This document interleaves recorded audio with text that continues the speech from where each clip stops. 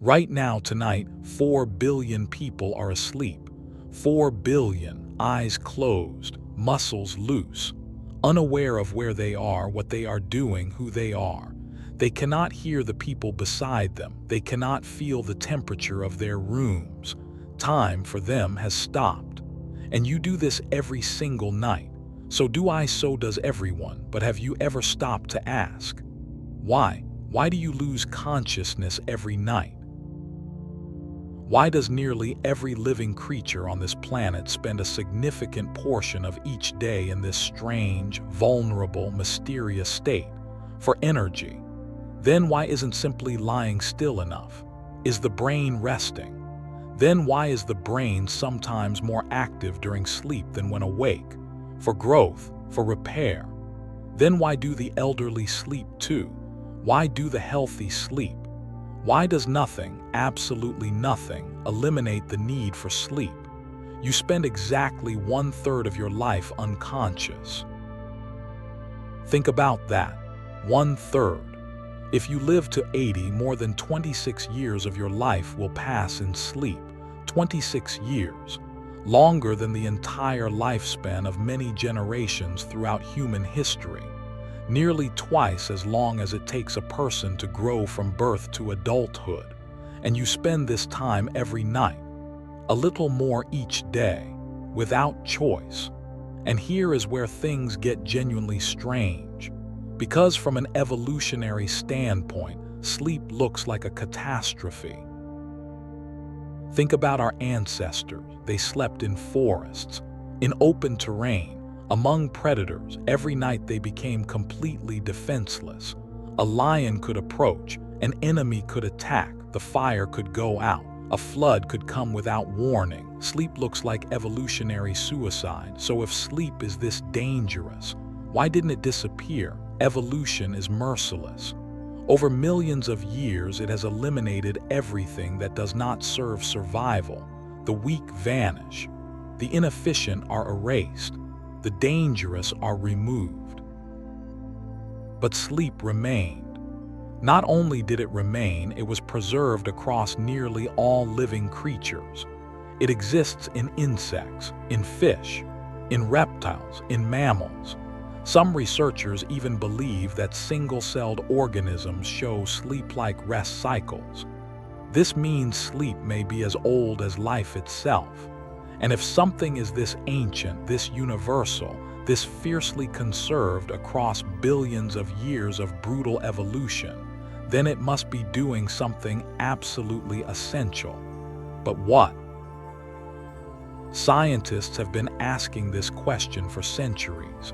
Freud believed dreams revealed the unconscious. Pavlov described sleep as a form of conditioned inhibition. Dozens of theories were proposed, dozens were disproven, new ones arrived to take their place. And today, after all those centuries, there is still no single, complete answer. Think about that for a moment. Humanity has been to space. We split the atom. We mapped the human genome. We photographed black holes. We landed rovers on Mars. We have observed galaxies billions of light years away. But the simple thing we do every single night, closing our eyes and losing consciousness, we still do not fully understand why it is necessary. This remains one of the greatest open questions in all of science. And tonight, together, we are going to descend into that question. But first, I want to ask you something. When was the last time you truly slept well? Do you remember one of those rare, precious mornings when you woke up feeling completely restored? When you opened your eyes and the world looked a little sharper, your body felt lighter, your mind felt clear, as if something inside you had quietly settled back into place overnight. That feeling is not an accident. That feeling is the gift of millions of years of evolutionary engineering, delivered to you silently, every morning that your sleep is allowed to do its work. And by the end of this video, you will understand exactly what happens inside that gift. How your brain cleans itself while you sleep. How your memories are rebuilt each night. Why you dream. And why the modern world is at war with a system that has kept life alive since before the first complex creature drew its first breath. But first, let us go back to the beginning, to where everything started, billions of years ago. To a time when life was nothing more than a single cell drifting through a primordial ocean. To the nights when sleep first appeared, perhaps without even knowing what it was becoming. Because to understand why you sleep, you first have to travel further back in time than you might expect. And this journey will take you somewhere surprising. Are you ready? Then come with me. Think about what happens just before you fall asleep.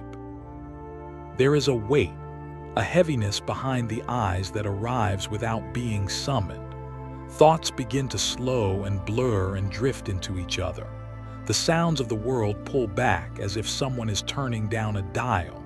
The walls of your room seem to move just slightly further away.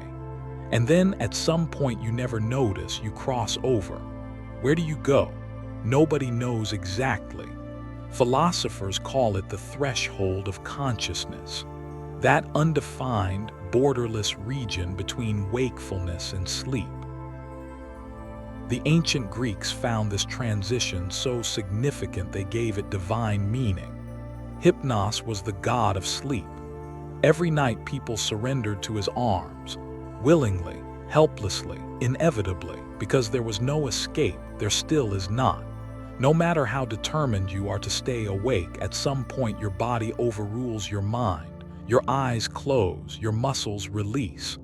And you, whether you are ready or not, cross that threshold. How strange that is when you really think about it. You are a conscious being. You think, you feel, you decide. But at a certain point each day, a force beyond your will takes over and shuts you down, like a device that must be plugged in to recharge. But what device dreams while it charges? Now I want to talk to you about the circadian rhythm. But first, let me say something. You have probably heard this phrase before.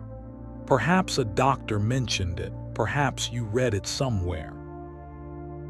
And it likely settled in your mind as something like the body's internal clock, a simple, tidy explanation. But that definition barely scratches the surface. Circadian rhythm comes from the Latin circa dies, meaning approximately 1 day. And this rhythm does not simply determine when you sleep and when you wake. It governs nearly every system in your body, every organ, every cell. It determines when your liver is most active, when your immune system is strongest, when your brain is sharpest. Even the rate at which your cells divide follows a rhythm, and at the center of all of it is sleep. So how does this rhythm actually work? Everything begins with light. At the back of your eyes, within the retina, there is a specialized group of cells that have nothing to do with forming images. Their only job is to detect blue wavelength light and send a signal to your brain. Daytime is here. Stay awake. This signal travels to a small cluster of neurons deep in the brain called the suprachiasmatic nucleus, your master clock, roughly 20,000 neurons. It calibrates itself every single day using sunlight. Throughout the day, this clock monitors the level of a molecule building up in your brain, adenosine.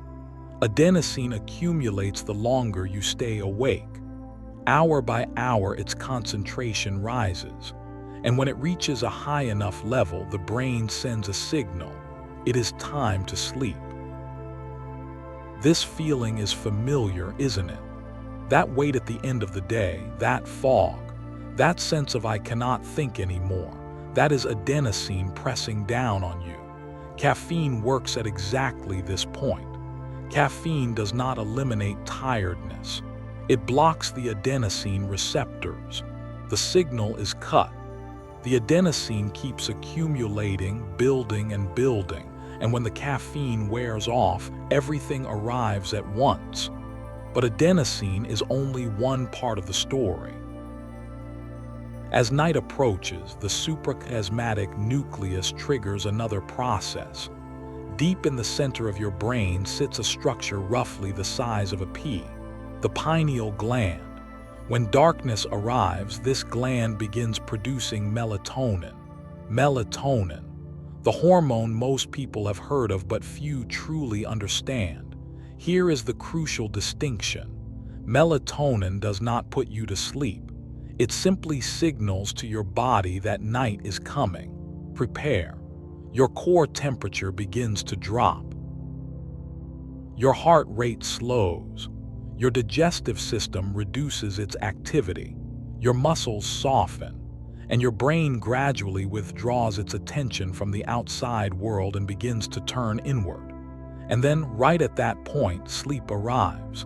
Sleep is not one thing. This is something most people never realize. When you sleep, your brain passes through 4 distinct stages, and each stage serves an entirely different purpose. Stage 1 is the transition from wakefulness to sleep, the lightest stage. You can still be woken easily. Your muscles may twitch suddenly, that feeling of falling. This is normal. Your brain is switching between modes. Stage 2 is light sleep. Your body temperature continues to drop. Your heart rate slows further. Bursts of brain activity called sleep spindles appear in short, powerful waves. These spindles are thought to be critical for learning and memory. Stage 3 is deep sleep, delta waves. In this stage, the brain operates at its slowest frequencies. The body enters repair mode. Growth hormone is released. The immune system strengthens. And a system recently discovered in the brain begins its most intensive work. We will come to this soon because this discovery changed everything scientists thought they understood about why we sleep. And stage 4 is REM sleep, rapid eye movement, where dreams happen, where the brain storms with activity while the body lies completely paralyzed. Strange, extraordinary, still not fully understood. This cycle repeats throughout the night, roughly every 90 minutes. Each cycle slightly different. REM periods grow longer toward morning. Deep sleep concentrates in the early part of the night, as if the brain has different work to do at different hours and needs a different mode for each task. We understand much of what each stage does, but why this architecture evolved the way it did, why this particular cycle is so universal across species, we still do not fully know. And that unknowing is in many ways the most exciting part of sleep science. As we reach the end of this chapter, I want to leave you with one thought. Every night when you close your eyes, you enter a system shaped by billions of years of evolution. A system conserved across every branch of life on this planet. A system that has survived every pressure, every threat, every change in the world around it. This system does not simply rest you, it rebuilds you. And in the chapters ahead, we will follow that rebuilding layer by layer, from the ancient origins of sleep to the strange, luminous world of dreams, and all the way to the quiet crisis happening in bedrooms around the world tonight. Because understanding why you sleep might be the most important thing you learn this year. Perhaps the most extraordinary thing about sleep is this: it asks nothing of you. No effort, no skill, no training, only surrender. And in that surrender, without your knowledge or participation, without even your awareness, something ancient and intelligent quietly does its most important work. 4 billion years ago, Hold that number for a moment. 4 billion, 4,000 times a million years. The entire history of human civilization would not register as a single breath within that span of time. And back then, this planet was something almost unrecognizable. The atmosphere was different. Oxygen was scarce. The sky was a different color. Life was just beginning to find its footing in a world that seemed determined to prevent it. The first living things were pushing against conditions we can barely imagine today. And were those first living things sleeping? The answer to that question is more surprising than you might expect. In 2017, researchers studying single-celled organisms found evidence of circadian-like cycles even in creatures without a nucleus, without a nervous system, without any of the biological machinery we associate with sleep. These organisms were cycling between active and inactive periods. Think about what that means. No brain, no nervous system, no consciousness. And yet a rhythm was present, a cycle of go and stop, activity and rest, like breathing but older than breathing. This suggests that the roots of sleep extend far deeper than we once believed. Sleep may not be a product of complex nervous systems at all. It may be a fundamental property of life itself. Now let us move forward through time. Millions of years. Life grows more complex, from single cells to multicellular organisms, from multicellular organisms to organs, from organs to systems to nervous networks to brains. And with this increasing complexity, sleep evolved too. When the first nervous systems appeared, when the earliest ancestors of modern animals arrived, sleep became more defined. Because nervous systems consume energy, and managing that energy demand became a critical survival challenge. This is where the first great theory of sleep steps into the light, the energy conservation theory. The theory is straightforward. Sleep evolved because it saves energy. When animals have no reason to be active, no food to find, no threat to escape, no mate to pursue, they reduce their metabolic rate and conserve resources. Those resources can then be deployed when they are truly needed.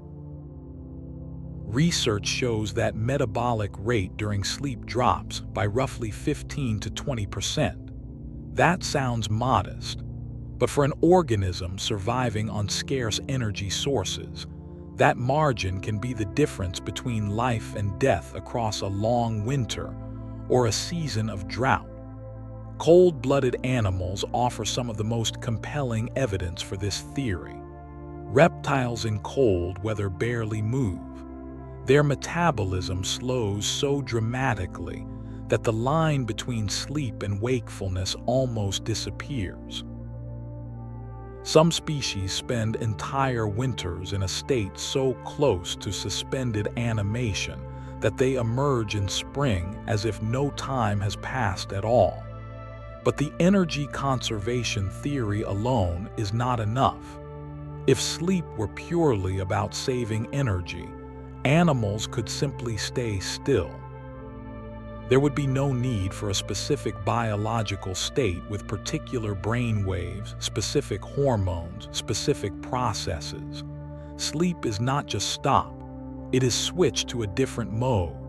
And that different mode, what it actually does, why it exists with such precise architecture, requires us to look further along the evolutionary timeline. The emergence of mammals changed everything. Mammals are warm-blooded. This is a tremendous advantage, but it comes at an enormous cost. Maintaining a constant internal temperature requires continuous energy expenditure, and this metabolic demand reshapes the entire relationship between the brain and sleep. Mammalian brains grew larger, more complex. The capacity for learning expanded. Social relationships became more intricate. Memory became more important.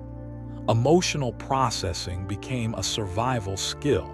And all of these new capabilities required something from sleep that earlier creatures never needed. REM sleep is found almost exclusively in mammals and birds. This is not a coincidence. REM sleep is precisely the stage where the brain performs its most complex operations: emotional processing, creative connection making, memory reorganization, social learning. Reptiles show little or no REM sleep because reptiles do not need it. Their survival depends on immediate reflex responses, not on emotional nuance or the ability to integrate complex social information. But for a mammal, especially a social mammal, the ability to process emotional experience, regulate internal states, and integrate new learning with existing knowledge became fundamental to survival. And the brain found the night to be the ideal time to do this work. And this brings us to the human animal. The human brain is the most complex structure known to exist in the universe. 100 billion neurons, 100 trillion synaptic connections, language, abstract thought, art, music, love, grief, the search for meaning. This complexity carries a staggering cost. The human brain consumes 20% of the body's total energy, despite accounting for only 2 to 3% of body weight, a disproportionate, almost unreasonable demand. And what is this brain doing during the night? It is not shutting down. In some regions, it is accelerating. Why? The answer to that question led sleep scientists to some of the most exciting discoveries of the past 2 decades. Because the brain at night is not idle. It is running operations that are simply impossible while you are awake. And 2 of those operations, the cleaning of the brain and the rebuilding of memory, will occupy the next 2 chapters entirely. But before we leave the evolutionary story, there is one more thing worth knowing.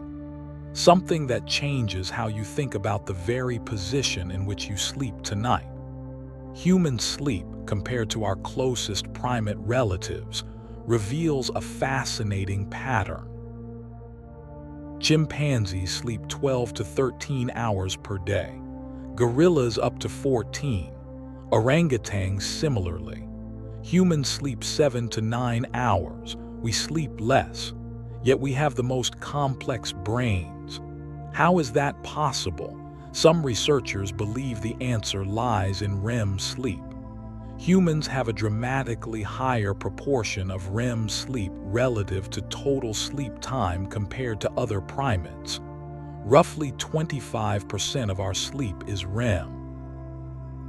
So we sleep less, but we spend a larger portion of that sleep in the most productive, most cognitively powerful stage. As if evolution designed a customized sleep strategy specifically for the human brain. Take the minimum risk, maximize efficiency, concentrate the most valuable processing into the deepest and most restorative stages. Billions of years of this journey and sleep is still here, despite every danger, despite every cost, despite every evolutionary pressure pushing against it. This is the most powerful evidence we have that sleep is not optional, that it is not a luxury or a weakness or a design flaw that evolution simply never got around to fixing. Sleep is essential. Profoundly, irreversibly, non-negotiably essential. But essential for what exactly? The answer will surprise you. Because every night while you sleep, inside your brain, a silent and massive cleaning operation begins. And the existence of this operation was only discovered a little over a decade ago. Now I want to tell you about a paradox. Among the great apes, humans sleep in the most vulnerable way of all. Chimpanzees climb into the trees to sleep, high above the reach of predators. Gorillas sleep deep in dense vegetation, hidden and protected. Humans sleep on the ground, flat on the earth, fully exposed. From an evolutionary standpoint, this seems reckless, and yet evolution selected for it. Or more precisely, evolution selected for what ground sleeping made possible. Why? Anthropologist David Sampson and primatologist Charles Nunn studied this question carefully, and what they found is both simple and profound. Humans sleep on the ground because sleeping on the ground allows deeper sleep. Sleeping in a tree requires constant low-level vigilance. The body cannot fully release. The risk of falling keeps the nervous system partially alert. Deep sleep becomes difficult to sustain. REM sleep is shortened. On the ground, full surrender is possible. The body can descend into the deepest stages. REM periods can extend. The brain can do work that lighter sleep simply cannot support. So humans chose a more dangerous sleep posture in exchange for more productive sleep, for better learning, for stronger memory, for the ability to maintain more complex social relationships. The risk was real, but the return was worth it. This brings us to something important that is often overlooked. Humans are social sleepers. Throughout history, people did not sleep alone. Families slept together. Tribes slept together. Someone kept watch while others rested. Sleep was a collective activity, organized and shared. Today we find this unusual. Everyone in their own room, their own bed, their own darkness. But this is a modern invention, and some researchers believe this enforced solitude has consequences for sleep quality that we have not fully reckoned with. Because the brain, even during sleep, responds to social cues. A familiar voice, a familiar scent, the presence of another trusted person nearby. These signals tell the brain it is safe. And a brain that feels safe sleeps more deeply. Now let us step back and look at the full evolutionary picture. Sleep exists in the simplest organisms, but its purpose shifts in emphasis at every level of complexity. In single-celled organisms, there is rhythm, active and still. In insects, sleep is more defined. Responsiveness to stimuli decreases. Specific postures are adopted. Deprive a fly of sleep, and it shows behavioral signs of sleep debt. Give it caffeine, and it stays awake longer. In fish, there are sleep-like states. Some species become nearly motionless, drifting, barely responsive. In reptiles, there is slow-wave sleep, but REM is minimal or absent. In mammals and birds, the full sleep architecture appears. Slow-wave sleep and REM together, two distinct phases serving two distinct purposes. And in humans, layered on top of all of this, there is something no other creature quite shares: a conscious experience of sleep. We remember our dreams at least sometimes. We evaluate our sleep quality. We know when we have slept well and when we have not. That self-awareness is itself an evolutionary development. But now the question sharpens. After all this evolution, all these adaptations, all these millions of years of refinement, what is sleep actually for? The energy conservation theory is partly true, but incomplete. The repair theory is partly true. Growth hormone is released during sleep. Muscle tissue is restored. The immune system works through the night. The memory consolidation theory is partly true, and we will go deep into this in the next chapter. The emotional regulation theory is partly true. Sleep processes difficult experiences and reduces their weight. And then there is the most recently discovered purpose, perhaps the most important of all, the cleaning theory. The brain cleans itself during sleep. None of these theories alone is complete. None of them, taken individually, fully explains why sleep is so universal, so precisely structured, and so catastrophically necessary. And that incompleteness is telling us something. It is telling us that sleep is not one thing. Sleep is a structure built up over billions of years, with purpose added on top of purpose, layer on top of layer. Like a great city built over centuries, with Roman foundations beneath medieval streets beneath modern towers. Every time a new biological need arose, evolution found a way to address it during sleep. And by now, after billions of years of this accumulation, sleep is doing so many things simultaneously that removing it causes collapse across virtually every system in the body and brain. That is why nothing can replace it. That is why no drug, no technology, no amount of willpower can substitute for genuine sleep.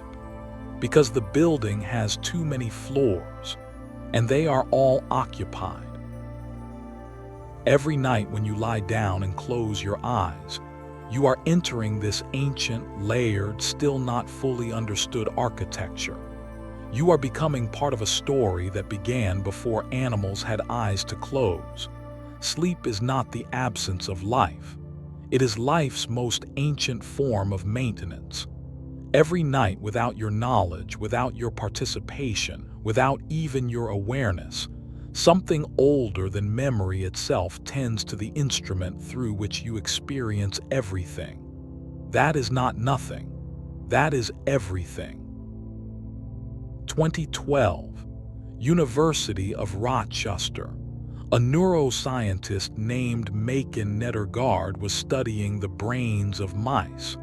But what she saw that day was not what she expected. Nettergaard and her team noticed that the spaces between brain cells expanded significantly during sleep. And with that expansion, cerebrospinal fluid began rushing into the brain with unusual force. It moved through the tissue between the neurons, reaching into every region, and then flowed back out, and it was taking something with it. Waste products, toxins, the molecular byproducts that had accumulated throughout the day as a consequence of normal brain activity. Nettergaard gave this system a name, the glymphatic system. The significance of this discovery is easy to underestimate at first, so let me give you some context. The body has a cleaning system, the lymphatic system. It collects fluid from tissues, filters it through lymph nodes, removes pathogens and waste, and cycles it back through the body. Every organ benefits from this system. Every organ except one. The brain is protected by the blood-brain barrier, one of the most selective and impermeable boundaries in biology. The lymphatic vessels that serve the rest of the body cannot cross it. The brain is isolated, privileged, and therefore responsible for managing its own waste. For decades, scientists did not fully understand how it did this. Then Nettergaard found the answer. The glymphatic system is the brain's own private cleaning infrastructure. How does the glymphatic system work? The brain contains a class of support cells called glial cells. While neurons do the thinking and processing, glial cells handle maintenance and support. Among these, a specific type called astrocytes form the structural basis of the glymphatic system. Astrocytes wrap around blood vessels and create channels through which cerebrospinal fluid can flow. This fluid moves along arterial pathways into the brain, passes through the interstitial space between neurons, and exits along venous pathways, carrying waste with it. But here is the critical detail. This system operates at full capacity only during sleep. During wakefulness, glymphatic flow is reduced to roughly 10% of what it achieves during sleep. 10%. This means the brain cannot genuinely clean itself while you are awake. Sleep is not helpful for this process. Sleep is not one option among several. Sleep is the only condition under which the cleaning actually happens at scale. So what exactly is being cleaned? Throughout the day, as neurons fire and synapses communicate, the brain generates metabolic byproducts. Some of these are harmless, others are not. The most significant among the harmful ones is a protein called beta amyloid. You may have heard this name before. Beta amyloid is directly associated with Alzheimer's disease. In the brains of Alzheimer's patients, this protein accumulates into dense plaques that disrupt neuronal function and, over time, destroy the cells themselves. The glymphatic system clears beta amyloid during sleep. Research has shown that even a single night of high-quality sleep measurably reduces beta amyloid levels in the brain. And that chronic sleep deprivation leads to significant accumulation of this protein. The implications of this finding are enormous. Insufficient sleep does not simply make you tired. It allows toxic proteins to accumulate in your brain. And that accumulation, building silently over years and decades, may be laying the groundwork for neurodegenerative disease long before any symptoms appear. Alzheimer's researchers have taken this connection extremely seriously, because one of the earliest known signs of Alzheimer's is disrupted sleep. And this disruption may be both a symptom and a cause. A feedback loop. Sleep deteriorates. Cleaning decreases. Toxic buildup increases. The buildup further degrades sleep quality, and the cycle deepens. Beta amyloid is not the only target. The glymphatic system also clears tau protein, another molecule whose abnormal accumulation is associated with Alzheimer's and other neurodegenerative conditions. Beyond these, the system helps remove adenosine that has built up during the day.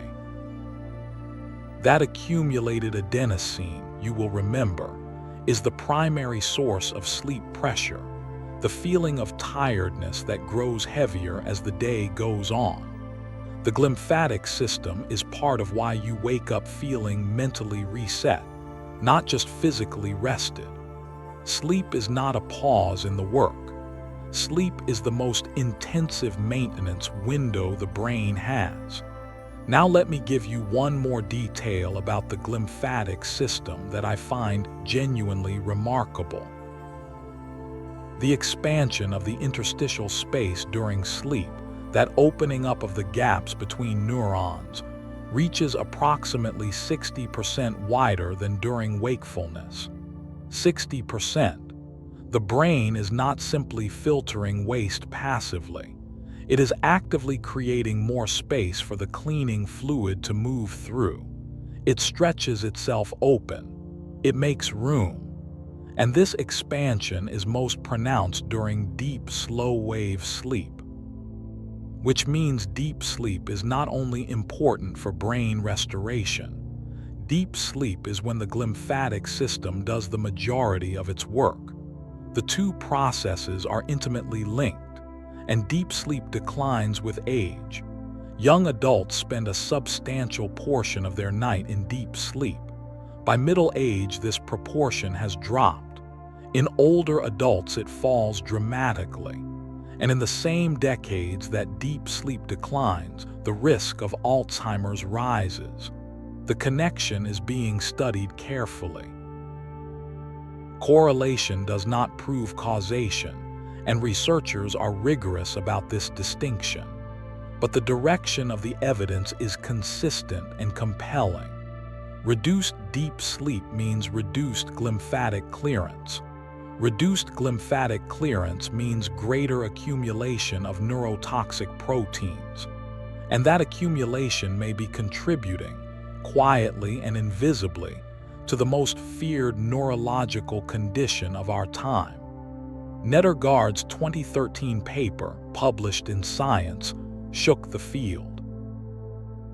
Because for the first time there was a concrete, measurable, mechanistic answer to one part of the oldest question in sleep science. Why do we sleep? In part because if we do not, our brain fills with the metabolic debris of its own activity, and over time that debris becomes dangerous. The brain needs to sleep to clean itself, and there is no substitute for that cleaning. No drug, no technology, no willpower, only sleep.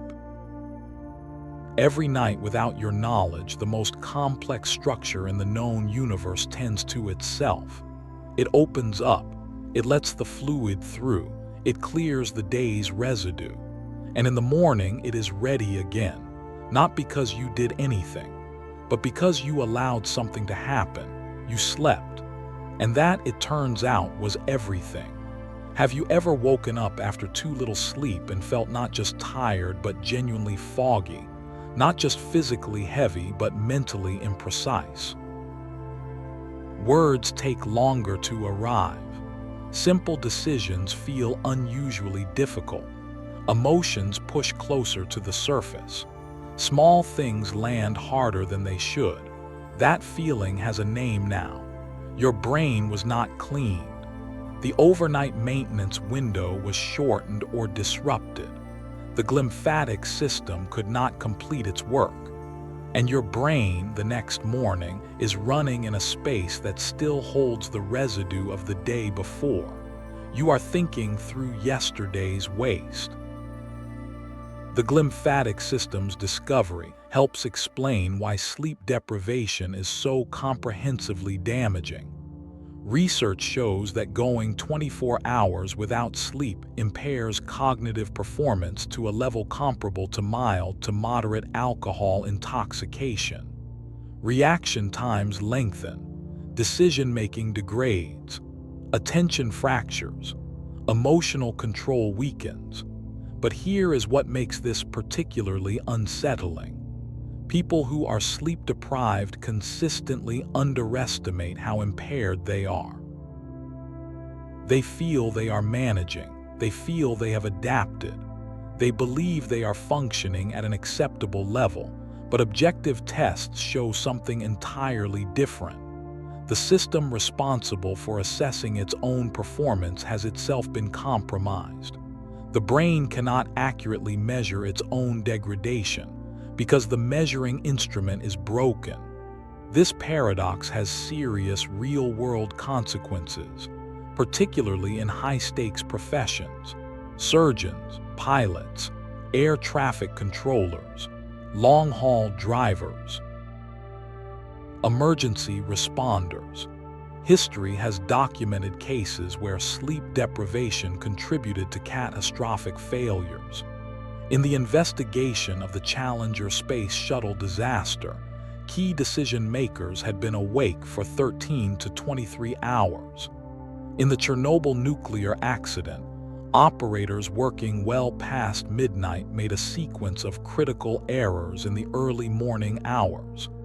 These are extreme examples, but the same dynamics play out every day in quieter ways, in operating rooms, in courtrooms, in offices where people make consequential decisions while running on 5 hours of sleep and 3 cups of coffee. Now let us turn towards something more hopeful, because the story of the glymphatic system is not only a warning, it is also an invitation. This system cannot be trained, it cannot be upgraded, it cannot be hacked or augmented, but it can be supported. And everything that supports deep sleep supports the glymphatic system. Consistent sleep timing. A cool, dark, quiet sleeping environment, reducing blue light exposure in the evening, limiting alcohol, which fragments sleep architecture, regular physical activity, which deepens sleep quality over time. These are not arbitrary lifestyle suggestions. They are direct interventions in the function of one of the most important biological systems in your brain. Every night you give this system the conditions it needs, you are investing in the long-term health of your mind in a way that nothing else can match. There is something else worth noting about the glymphatic system. Sleep position appears to matter. Early research, primarily from animal studies, suggests that sleeping on your side, particularly the right side, may support glymphatic flow more effectively than sleeping on your back or stomach. The reasoning relates to how gravity interacts with the direction of fluid flow. Side sleeping may create more favorable conditions for the system to move cerebrospinal fluid efficiently through the brain. This is still being studied in humans.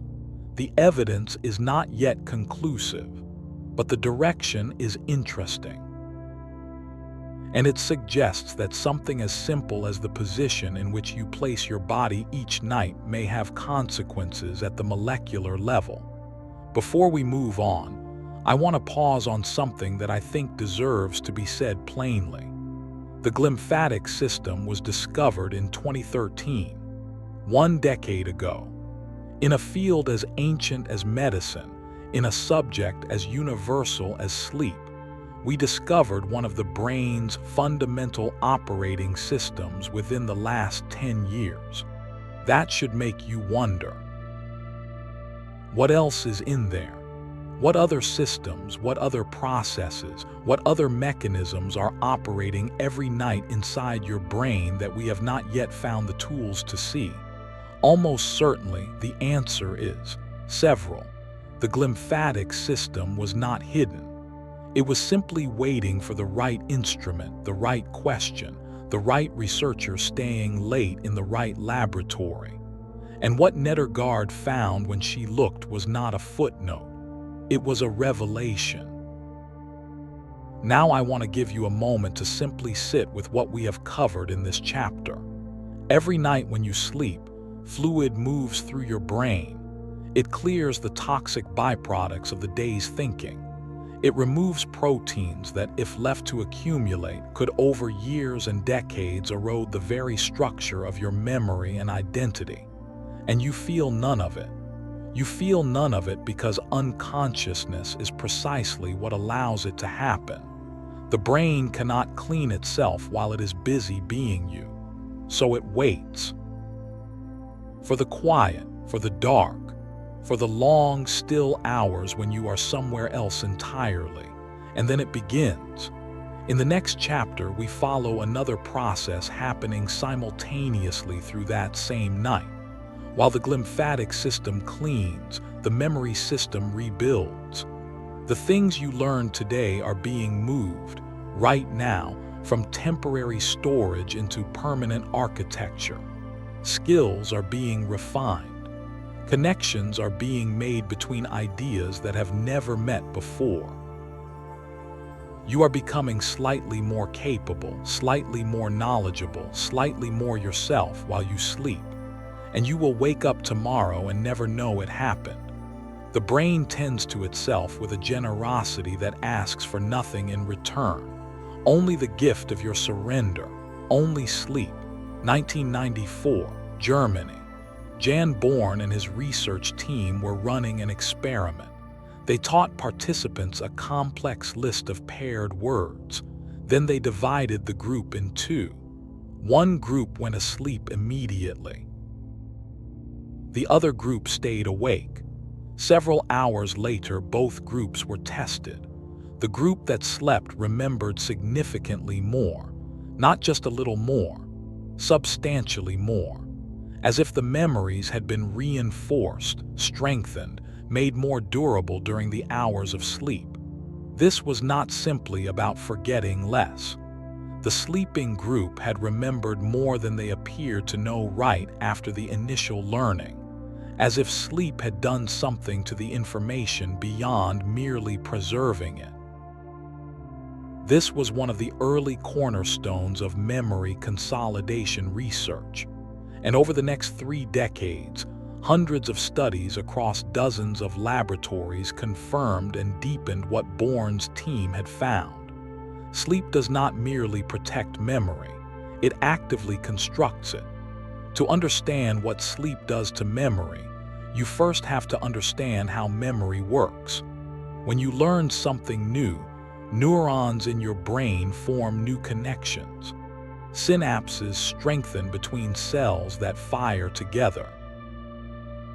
This process is called long-term potentiation. The more those neurons fire in sequence, the stronger the bond between them becomes. But this initial connection is fragile, still wet in a sense. A distraction, a stress, an interruption can weaken it before it has time to set. For a memory to become durable, it needs to be consolidated. And consolidation happens predominantly during sleep. During sleep, the brain replays the experiences of the day.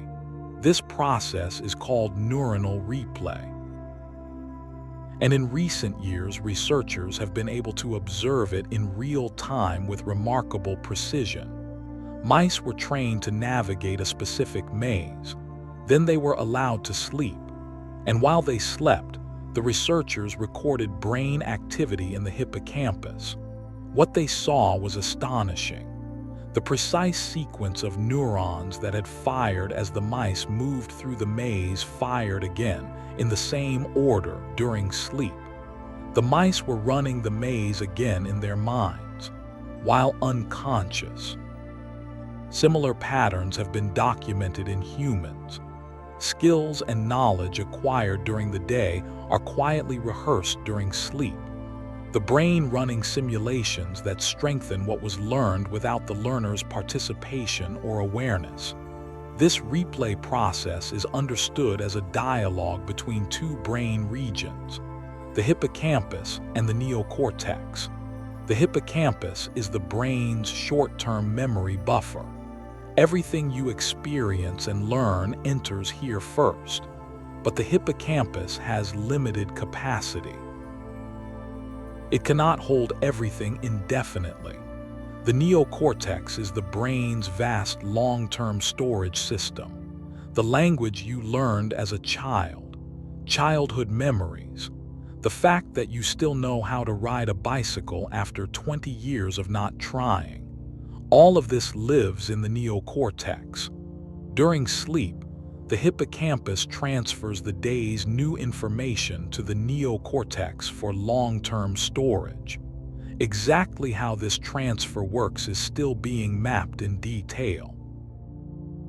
But the general picture involves sleep spindles, those bursts of electrical activity in the brain that appear during stage 2 sleep, mediating communication between the hippocampus and neocortex. And slow-wave deep sleep is thought to be when this transfer occurs most intensively.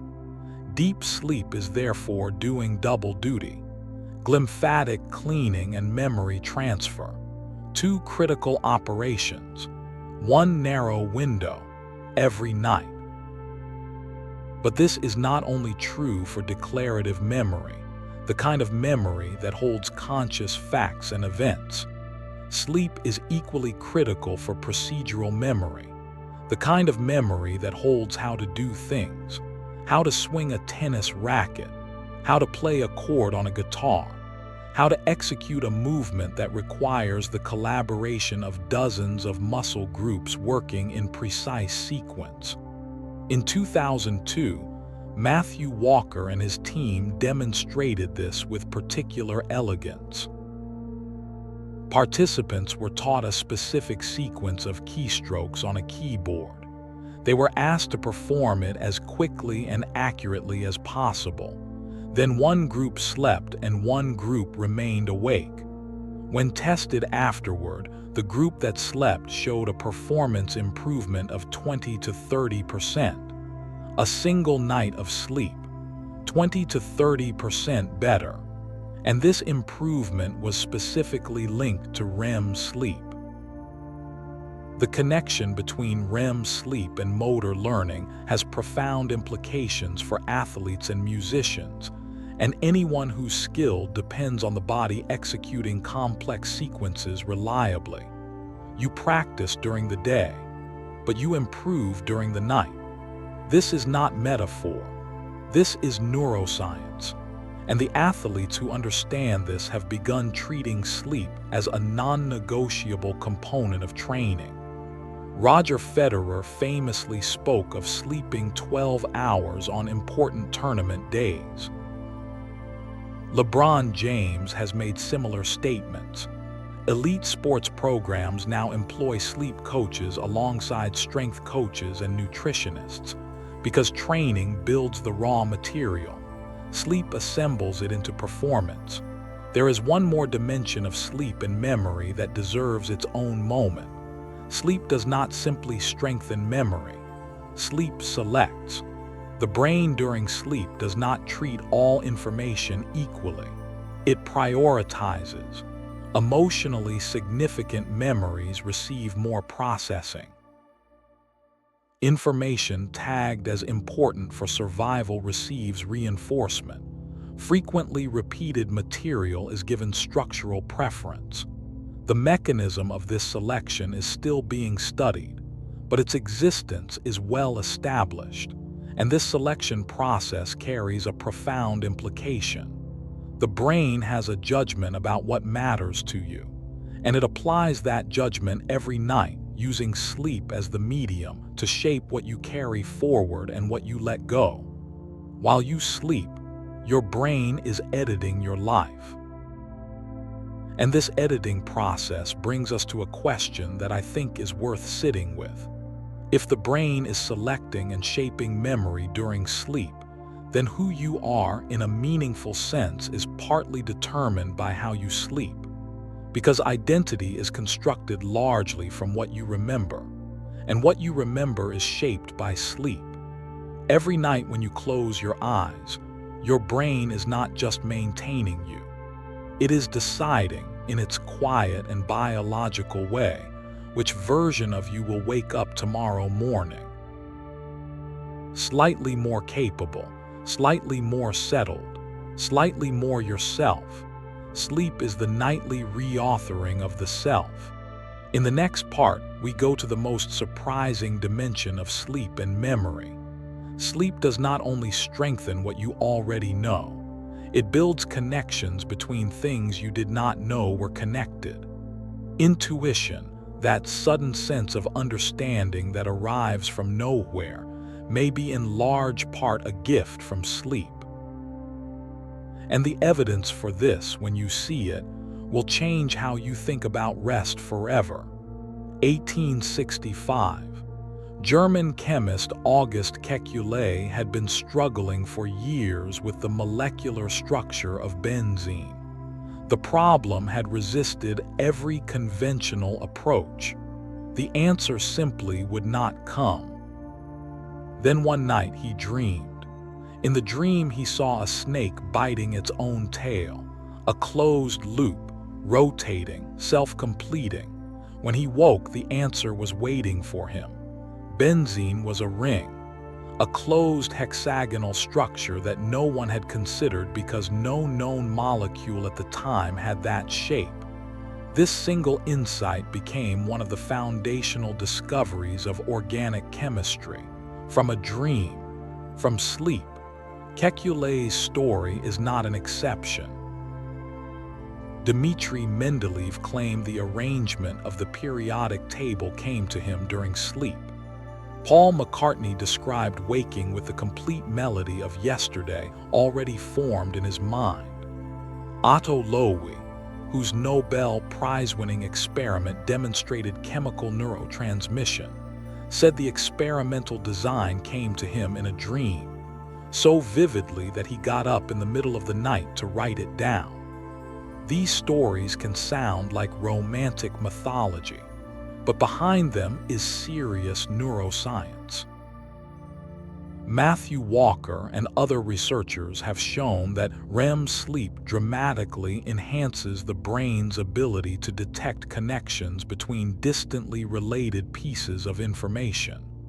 Connections that the waking, focused, goal-directed mind is actually less capable of making.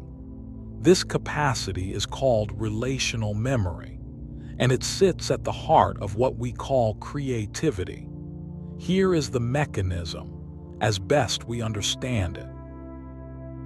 During the day, newly acquired information is stored in the hippocampus in relative isolation from existing knowledge.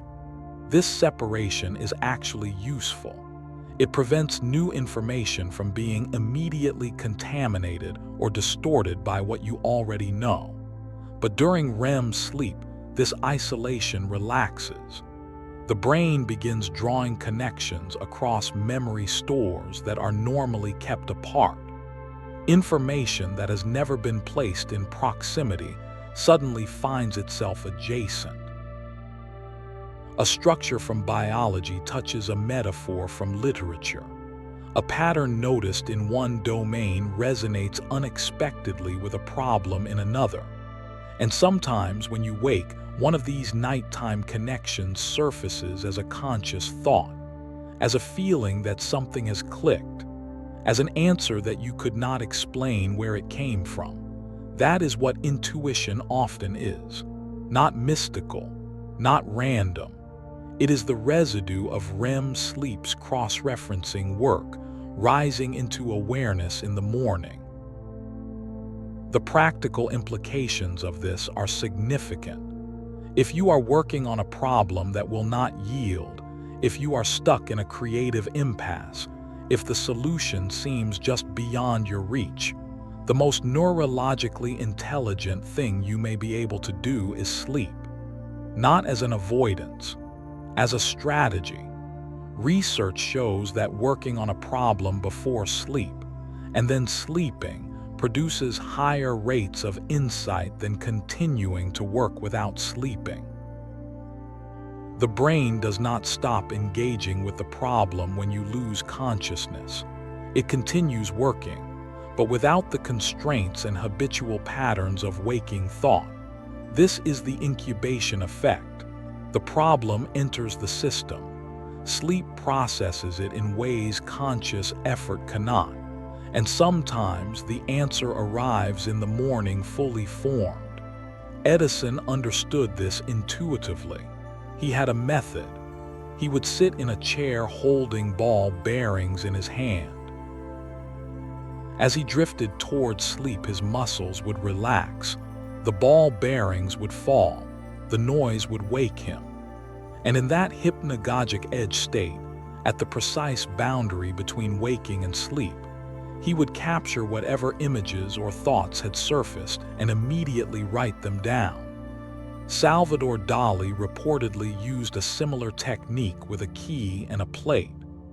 Both men were, without knowing the neuroscience, accessing the creative peak that the sleeping brain creates at the moment of transition.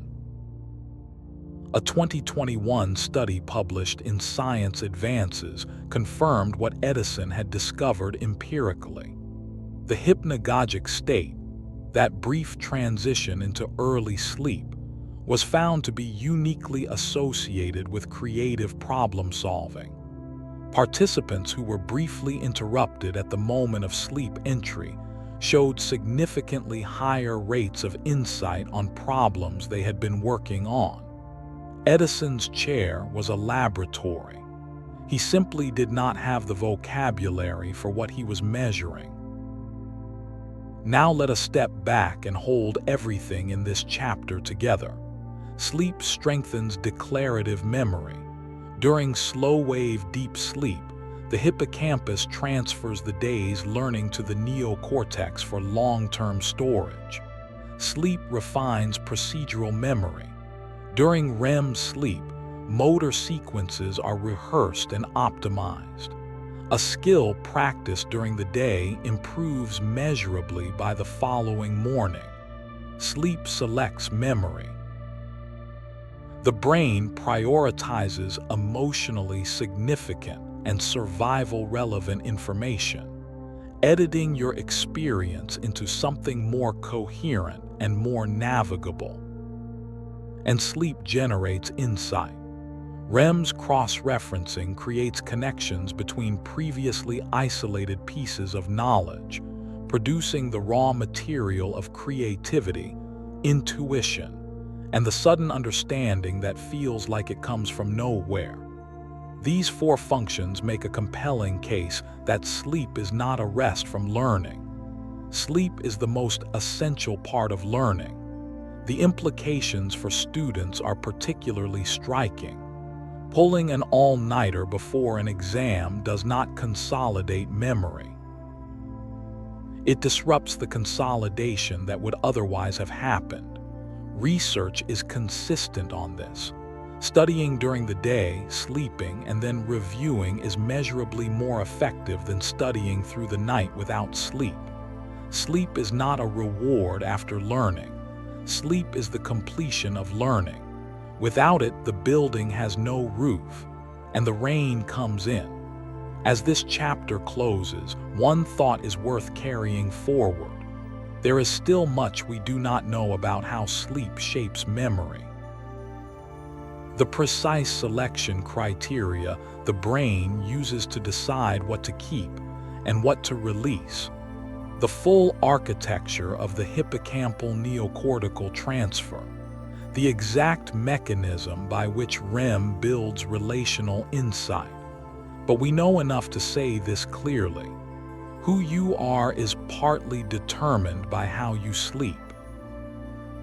The memories you carry, the skills you possess, the intuitions that guide you, the creative leaps that define you at your best, all of these are shaped, night after night, by what happens in the hours when you are most completely absent from your own life.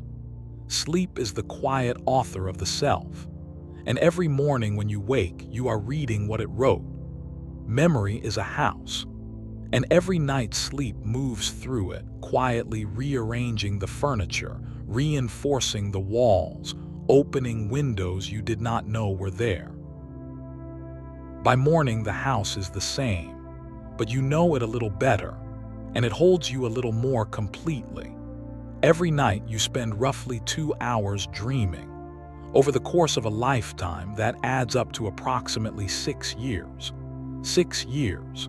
Spent in a place where you have flown over cities, spoken to people long dead, walked through buildings that do not exist, been chased through landscapes that dissolve as you run, and lived through moments of terror or beauty or grief that felt completely, undeniably real. And we do not know why. Dreams are among the oldest mysteries in human experience. The ancient Egyptians treated dreams as messages from the gods, to be recorded and interpreted by a specialized class of priests. The ancient Greeks built temples for the specific purpose of dream incubation. The sick, the troubled, those facing impossible decisions would travel to these sanctuaries, sleep on sacred ground, and trust that the dream that came would carry an answer. Freud called dreams the royal road to the unconscious, a symbolic language through which repressed desires and unresolved conflicts express themselves in disguise. Jung saw dreams as communications from the collective unconscious, archetypes, universal images that connected individual minds to something deeper and shared. And modern neuroscience entered this ancient conversation and changed it completely. Dreams are not messages from the unconscious. They are not divine communications. Or perhaps they are something even stranger, a biological process so complex, so intimate, so irreducibly personal that it has resisted every attempt at complete explanation. The scientists and the priests are, in their own ways, still working on the same question. REM sleep was first formally identified in 1953. Eugene Aserinsky and Nathaniel Klateman at the University of Chicago noticed that the eyes of sleeping subjects moved rapidly beneath closed lids during certain periods of the night. When they woke participants during these episodes, the vast majority reported vivid, narrative dreams. This was a revolution, because for the first time, dreaming had a measurable biological correlate. It was not simply a mental event. It was a distinct physiological state with its own signature in the body. But what exactly is REM? During REM sleep, brain activity resembles wakefulness so closely that early researchers found it almost indistinguishable on their instruments. The visual cortex is active. The emotional centers are highly active. The motor planning regions are active, but the body is paralyzed. The brainstem sends signals during REM sleep that temporarily block the motor neurons controlling voluntary movement. The brain is running at full intensity. The body cannot move. This mechanism is called REM atonia, and it is the reason you do not physically act out your dreams. When this mechanism breaks down, the result is a condition called REM sleep behavior disorder. People with this disorder do act out their dreams. They shout, they swing their arms, they fall out of bed, and they typically wake with no memory of having moved. So why do we dream? The first major theory is the emotional processing theory. Matthew Walker, among others, has argued compellingly that REM sleep and dreams serve as a critical processing environment for emotional experience. Walker frames this with a memorable image. REM sleep allows the brain to revisit emotional memories, but this time without the stress neurochemistry that accompanied them originally. During waking life, a painful experience arrives wrapped in norepinephrine. The stress response is part of the experience. The memory encodes both the content and the emotional charge together. During REM sleep, norepinephrine levels drop to their lowest point in the entire 24-hour cycle. The brain can replay the emotional memory, examine it, process it, integrate it into the broader landscape of experience without being flooded by the original chemical alarm. The memory remains. The rawness diminishes. This may be the neuroscience behind the common human observation that time heals. It does not. Sleep heals. Time just provides the nights. Walker's theory finds particularly compelling support in PTSD research. In post-traumatic stress disorder, REM sleep is chronically disrupted, and this disruption may be precisely why the emotional processing that normally happens during dreaming does not complete. The traumatic memory cannot be detoxified. It remains raw, present, immediately painful in a way that memories this old should not be. Each time the memory surfaces, it feels as fresh as the original event, because in a neurological sense, the overnight emotional processing that should have gradually softened it never occurred.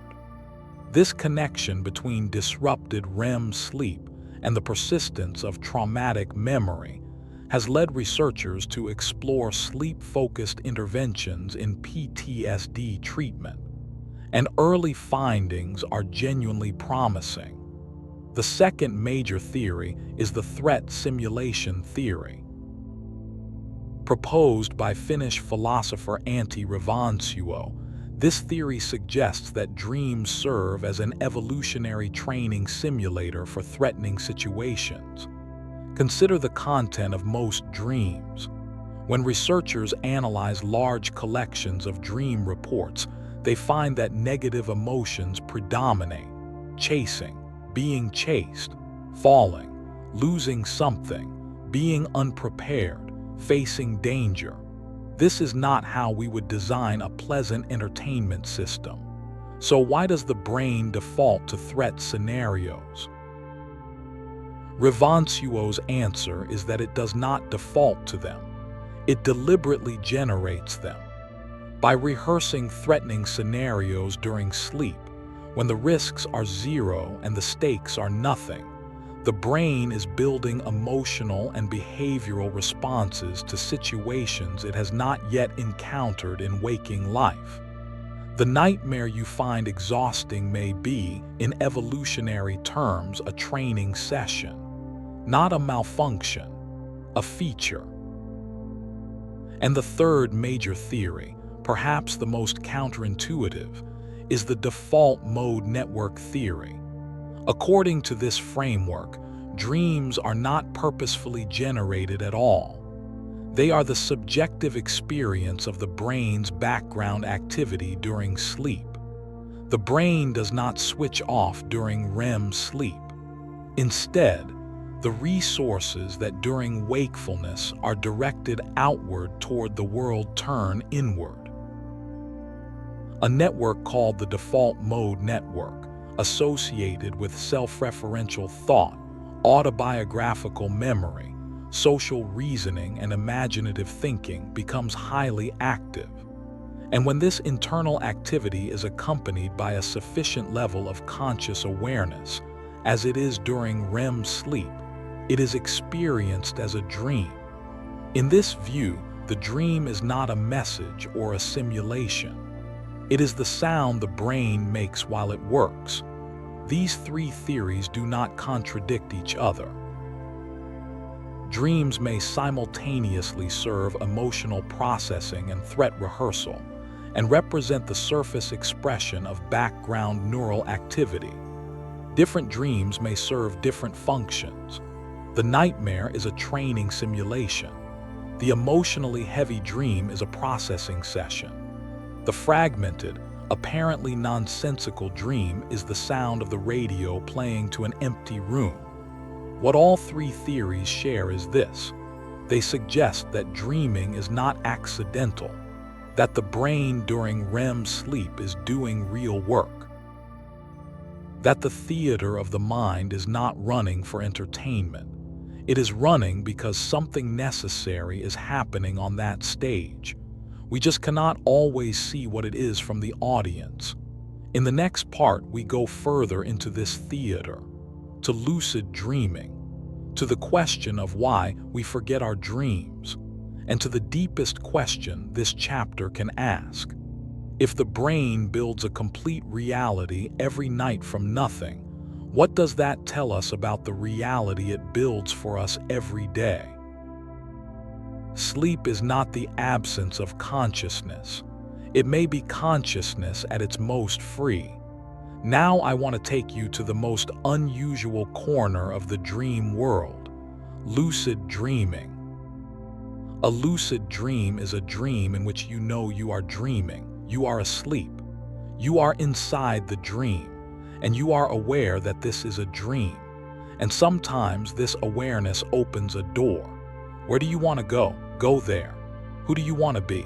Be them. What are you afraid of? Face it here, where nothing can actually harm you. This sounds like science fiction, but it is not. Research shows that approximately 50% of people experience at least one lucid dream in their lifetime. And a smaller but significant subset of people can induce and sustain lucid dreams with some regularity. The scientific history of lucid dreaming begins in 1975. Keith Hearn, a British researcher, had an elegant idea. If a lucid dreamer could deliberately move their eyes in a pre-agreed pattern, they could send a signal to the waking world from inside the dream. REM atonia paralyses the body during dreaming, but the eyes are exempt. The eyes can move. And the eyes are already moving during REM sleep. One of Hearn's subjects, in a sleep laboratory, successfully sent a pre-agreed sequence of eye movements during a confirmed lucid dream, a message from inside a dream, received in a laboratory.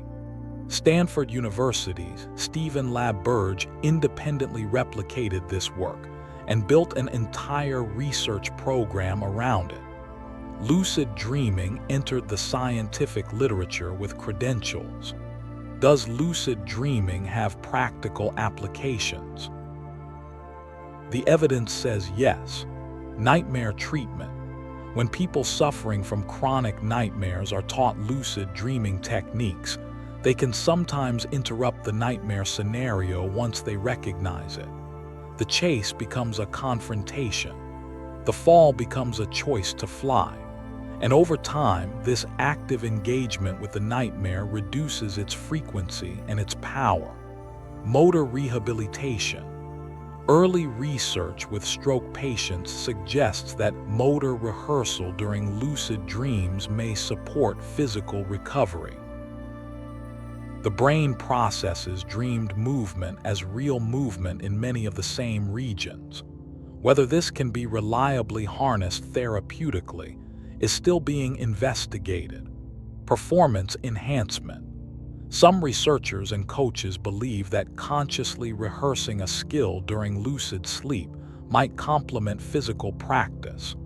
The neural pathways engaged during imagined movement overlap substantially with those engaged during actual movement.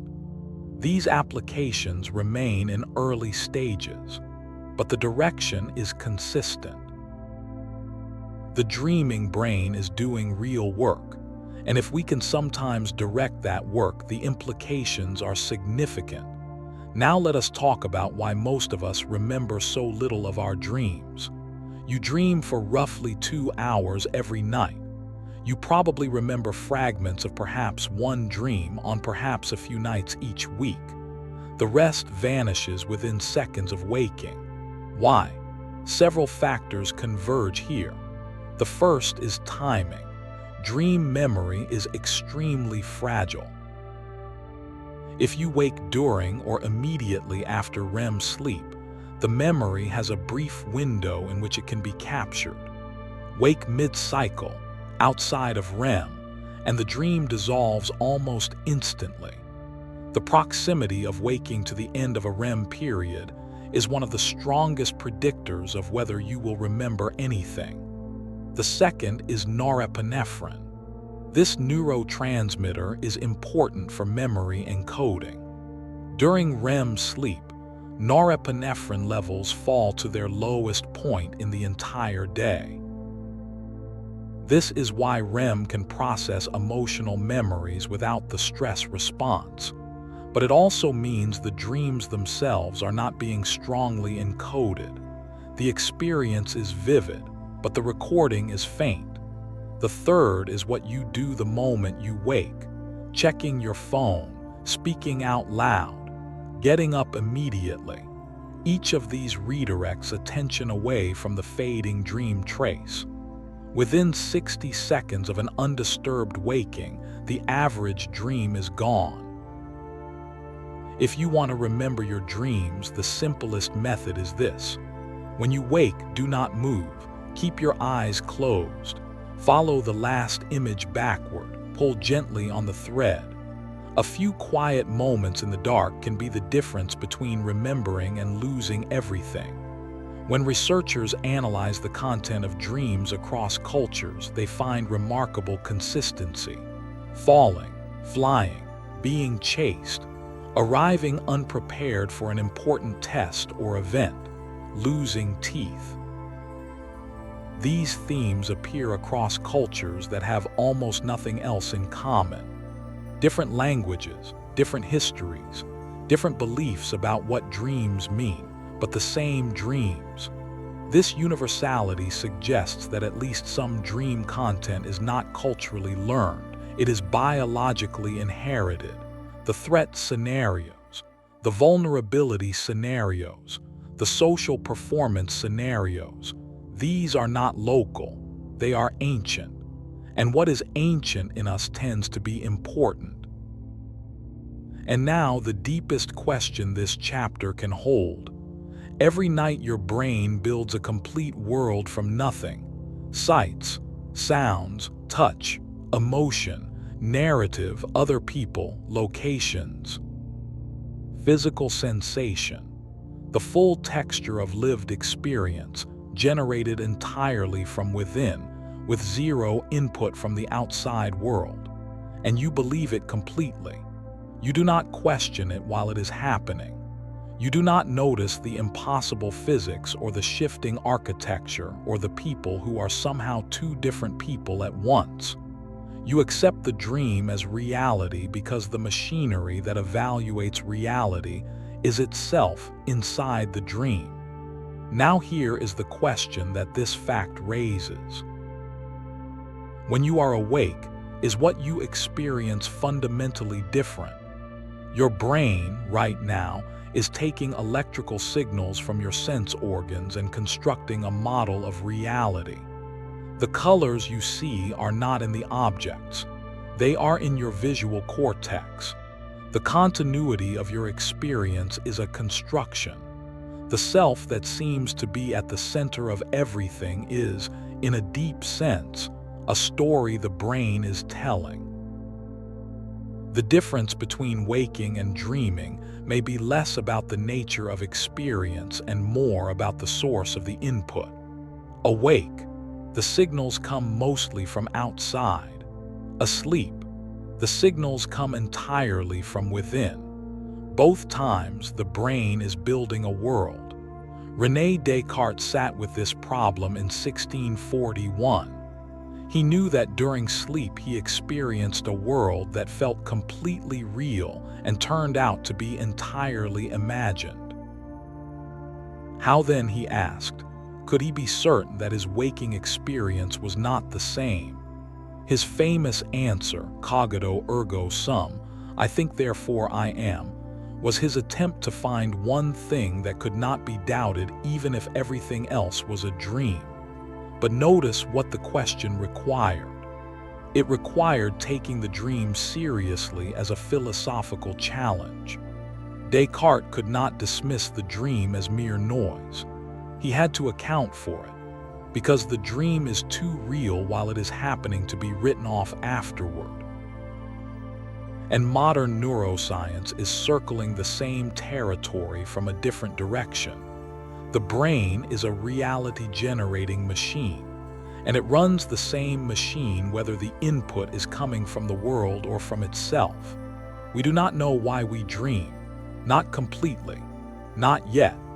And this not knowing, I think, is one of the most honest and beautiful things about the science of sleep.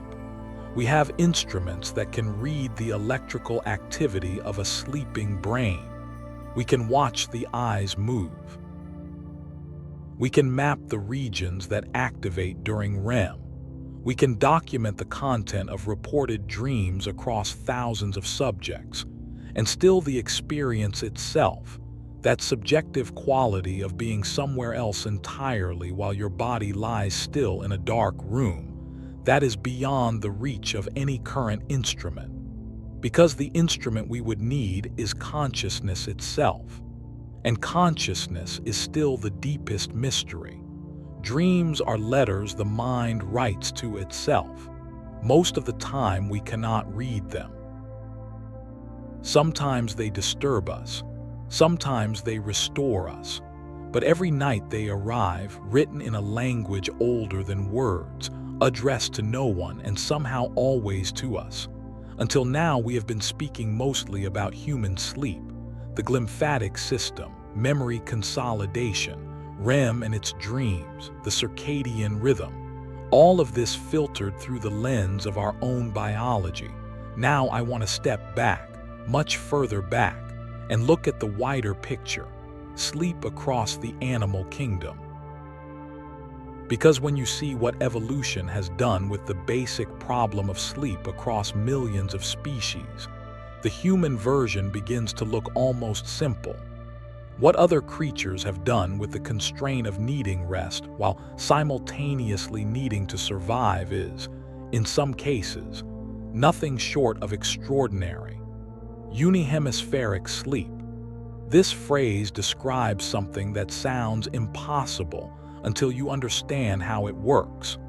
Some animals can sleep with only half of their brain at a time. One hemisphere enters sleep while the other remains fully awake. Then they switch.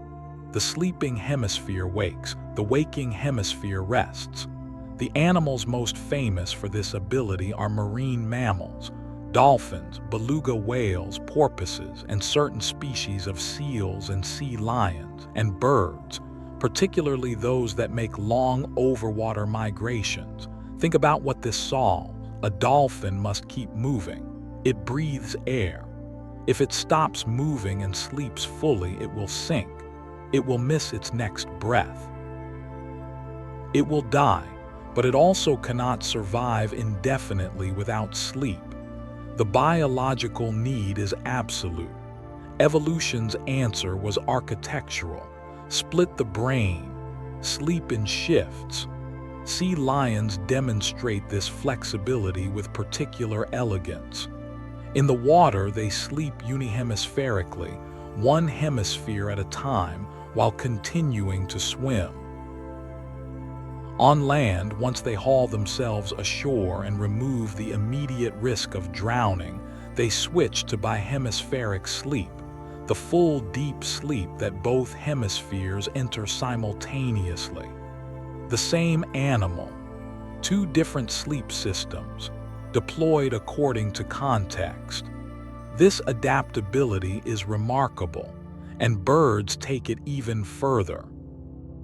Research on the Swainson's thrush, a small migratory songbird that travels from North America to South America each year, found that during long migration flights these birds take microsleep episodes of just a few seconds. Dozens, sometimes hundreds of times per day, each one almost imperceptibly brief, but cumulatively providing the rest the brain requires to keep functioning across thousands of miles of continuous flight, sleeping in the sky, in bursts of seconds, while never losing altitude. The frigate bird may be the most dramatic example of unihemispheric sleep in any animal. Frigate birds can remain airborne for up to 10 consecutive days without landing. They ride thermal currents over the open Pacific, covering enormous distances without touching either land or water.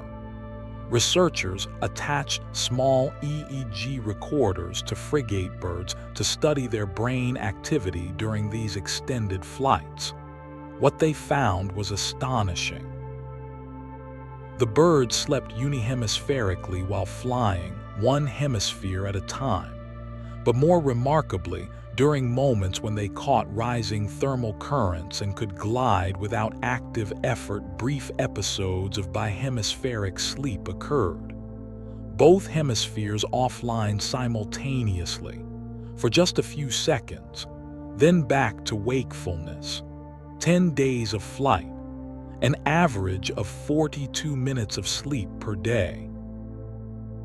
And when these birds return to land, they sleep for extended periods deeply, as if settling a debt accumulated across 1,000 miles of sky.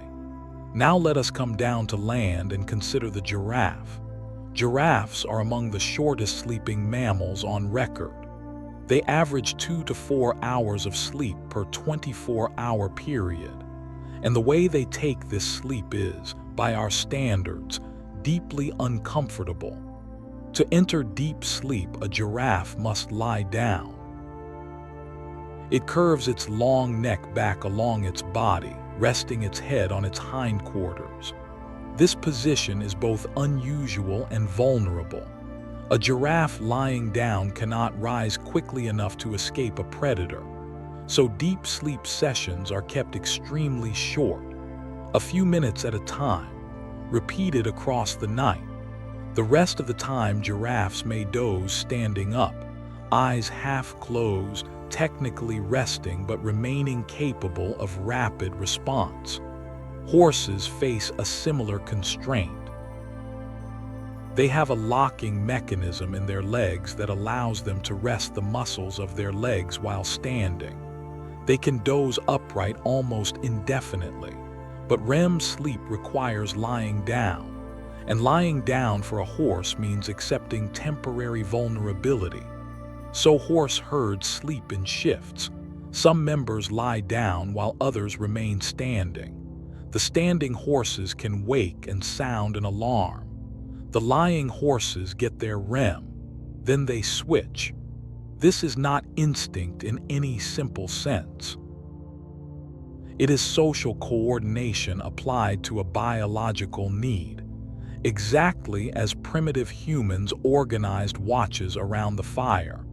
The problem of sleep vulnerability is ancient, and the solution, collective organization, is ancient too.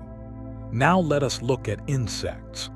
The fruit fly, Drosophila melanogaster, is one of the most studied organisms in sleep research, and the reason is striking. Fruit fly sleep behavior mirrors human sleep behavior in ways that should not be possible given the vast evolutionary distance between us. Fruit flies sleep at night. Their sleep pressure increases with extended wakefulness. Caffeine keeps them awake. Antihistamines sedate them. Sleep deprivation impairs their cognitive performance on tasks.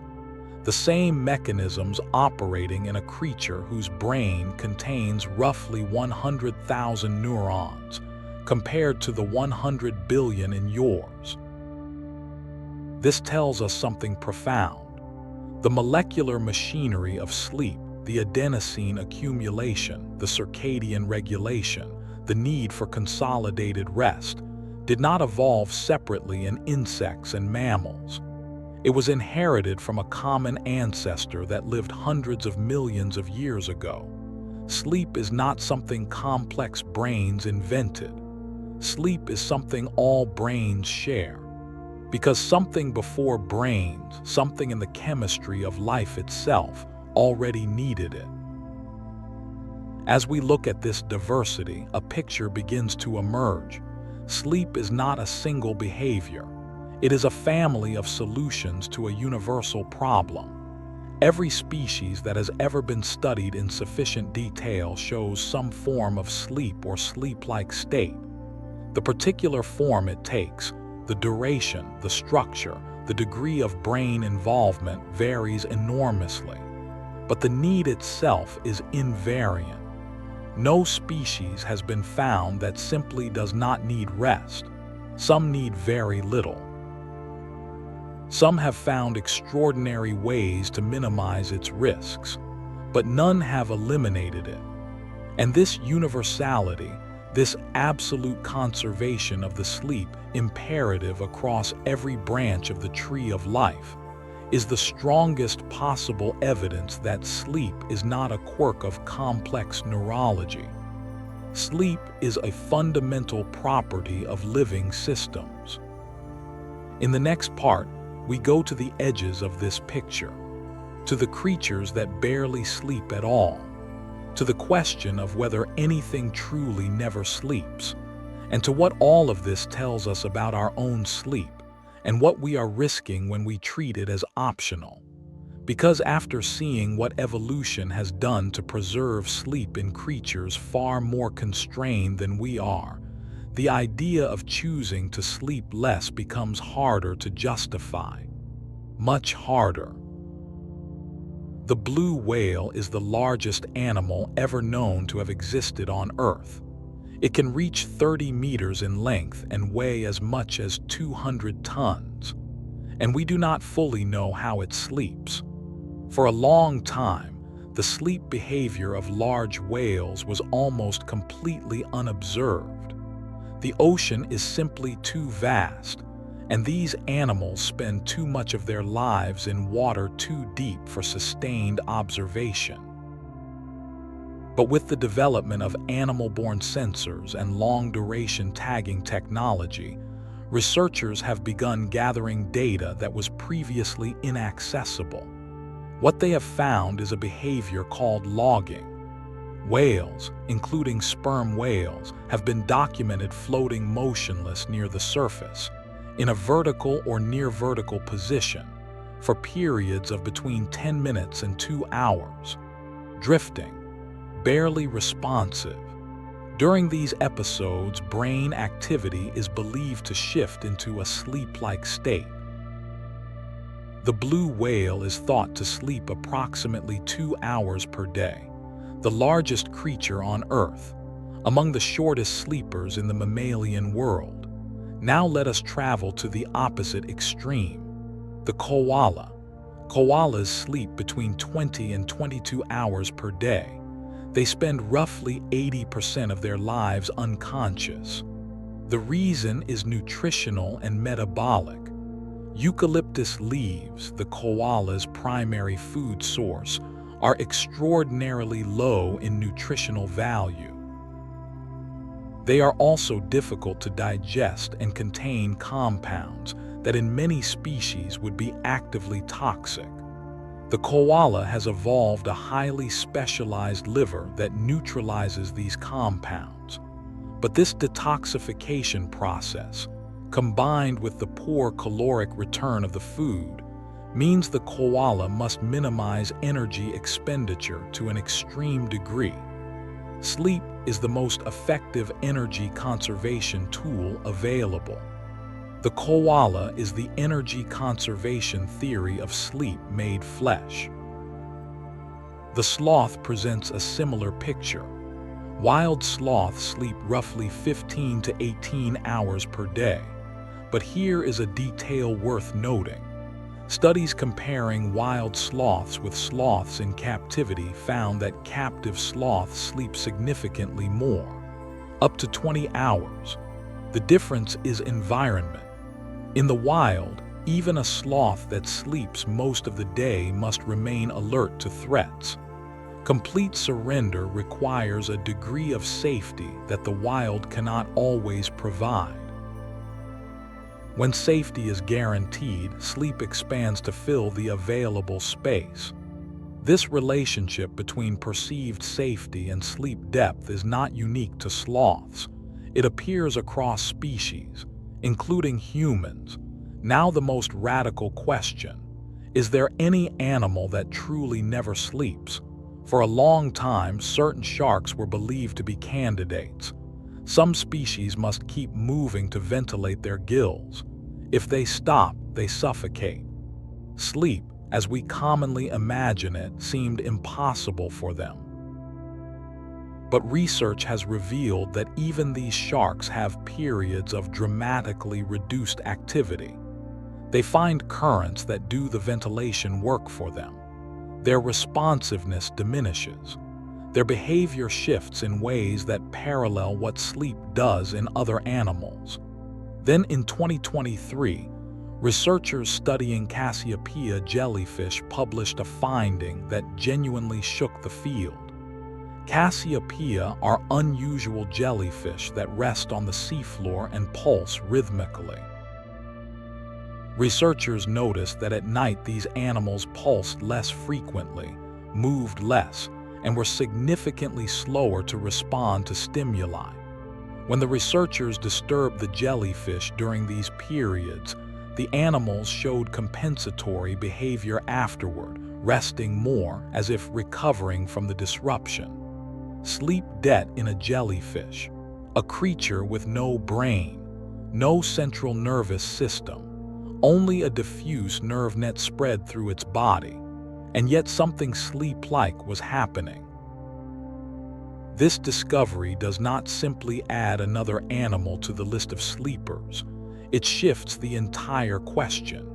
If something sleep-like occurs in an animal without a central nervous system, then sleep cannot be fundamentally about the brain. The brain must be a later elaboration of something more primitive, something cellular, something chemical. The need for periodic rest may not be a neural phenomenon at all. It may be a metabolic one. Something every living cell requires regardless of whether it is organized into a nervous system or not. Sleep older than neurons. Sleep older than sensation. Sleep as old, perhaps, as the first cell that ever divided. Let us also consider hibernation. Bears hibernate. So do many rodents, bats, and other mammals. During hibernation, body temperature drops dramatically. Metabolism slows to a fraction of its normal rate, and the animal remains largely motionless for weeks or months. Is hibernation sleep? Technically, no. The physiological differences are significant. Body temperature during hibernation falls far below anything seen in normal sleep. The depth of metabolic suppression is far greater. Waking a hibernating animal is much more difficult than waking a sleeping one. But here is where hibernation becomes strange and relevant. Hibernating animals accumulate sleep debt during hibernation. Ground squirrels, which hibernate for months, periodically arouse from hibernation, return briefly to normal body temperature, and then enter what appears to be genuine sleep for a few hours before returning to hibernation. As if the body registers hibernation not as adequate rest, but as a form of deprivation that must be compensated for with real sleep. The signal of sleep need appears to be independent of the signal of metabolic rest. The two are related but separable. Now step all the way back and take in the full picture. Dolphins sleep half a brain at a time. Frigate birds sleep in seconds while soaring over open ocean. Giraffes lie down for minutes in the darkness of the African plain. Koalas spend 22 hours unconscious in a eucalyptus tree. Jellyfish without brains show something that looks and functions like sleep. What does this tell us? It tells us that sleep is not a behavior that complex brains developed for their own purposes. Sleep is a property of living systems. It appears at every level of biological organization. It has been preserved with extraordinary fidelity across hundreds of millions of years, and no known process of evolution has been able to eliminate it. When something this old and this universal cannot be removed by billions of years of selection pressure, it is because removing it is incompatible with survival. Sleep is not optional for life. And as we turn to the next chapter, we will look at what happens when the most complex sleeper on this planet, the human animal, begins treating sleep as though it were. The animal kingdom holds up a mirror to the human relationship with sleep. In that mirror, we see creatures doing extraordinary things to protect what we increasingly treat as dispensable. The lesson is quiet, but it is not subtle. September 4, 1882, Pearl Street, Lower Manhattan. Thomas Edison's central power station switched on for the first time, illuminating a section of New York City with electric light. That evening, hundreds of bulbs burned where only candles and gas lamps had been before. People walked beneath artificial daylight at 10 o'clock at night and felt, for the first time, that darkness was optional. Edison declared it a triumph of human ingenuity, and in many ways it was. But in another sense, that night in Manhattan was the opening shot in a war that humanity did not know it was starting. A war against its own circadian rhythm. A war against millions of years of biological programming. A war that the human body is still losing, quietly, every single night. For the vast majority of human history, sleep was governed by one thing: the sun. It rose. The brain received blue wavelength light through specialized retinal cells. Melatonin production was suppressed. The suprachiasmatic nucleus registered day. Wakefulness was maintained. It set. Darkness arrived. melatonin began rising, the body cooled, the heart slowed, sleep followed. This cycle ran without interruption for tens of thousands of years.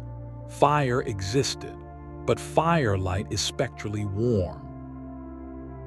Its blue wavelength output is minimal. The brain interprets firelight as an extension of sunset, not as daytime. Melatonin production is not meaningfully disrupted by sitting around a fire. Our ancestors could gather at the hearth in the evening and still fall asleep at a biologically appropriate time. The electric bulb changed this, and the smartphone screen changed it immeasurably further. Blue wavelength light, between 460 and 490 nanometers.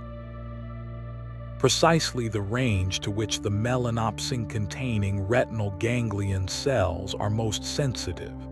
Precisely the range that signals to the suprachiasmatic nucleus that daytime is ongoing. And this signal arrives at 11 at night when you are lying in bed scrolling through your phone. The brain cannot tell the difference. It responds to the photons, not to your intentions. The research is unambiguous. Using a bright screen for 2 hours before sleep reduces melatonin output by approximately 23% and delays melatonin onset by up to 90 minutes to 3 hours. This is not simply falling asleep later. A delayed melatonin signal shifts the entire architecture of the night. Deep sleep is compressed. REM periods are shortened. The glymphatic cleaning window is reduced. The memory consolidation process is interrupted. And when this happens chronically, night after night, the effects accumulate in ways that do not announce themselves as sleep problems. They announce themselves as difficulty concentrating, as irritability, as a vague, persistent sense of not quite being at your best, as a body that is always running a few degrees below its full capacity. The damage is invisible until it is not. Now let us talk about caffeine. Caffeine is the most widely consumed psychoactive substance on the planet. More than 3 billion cups of coffee are drunk every day. Add tea, energy drinks, soft drinks, and chocolate, and the number climbs beyond calculation. And caffeine works, as we discussed earlier, by blocking adenosine receptors. It does not eliminate tiredness. It silences the signal. The adenosine keeps accumulating. The debt keeps growing. And caffeine's half-life in the human body is 5 to 7 hours. This means the coffee you drink at 3 in the afternoon still has half its blocking power operating at 8 or 9 in the evening. The adenosine receptors are partially occupied. The sleep signal is partially muffled. You may fall asleep without difficulty, but the sleep you enter is shallower than it should be, less restorative than it could be, and you wake the next morning feeling not quite right. So you reach for coffee earlier, and the cycle continues.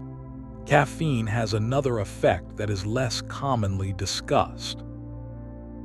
It directly suppresses deep sleep. Even when caffeine clears the system enough to allow sleep onset, the slow-wave delta activity that characterizes genuine deep sleep is measurably reduced in the presence of residual caffeine. Less deep sleep means less glymphatic cleaning, less memory consolidation, less growth hormone release, less immune system restoration. You sleep the same number of hours, but you receive less of what sleep is actually for.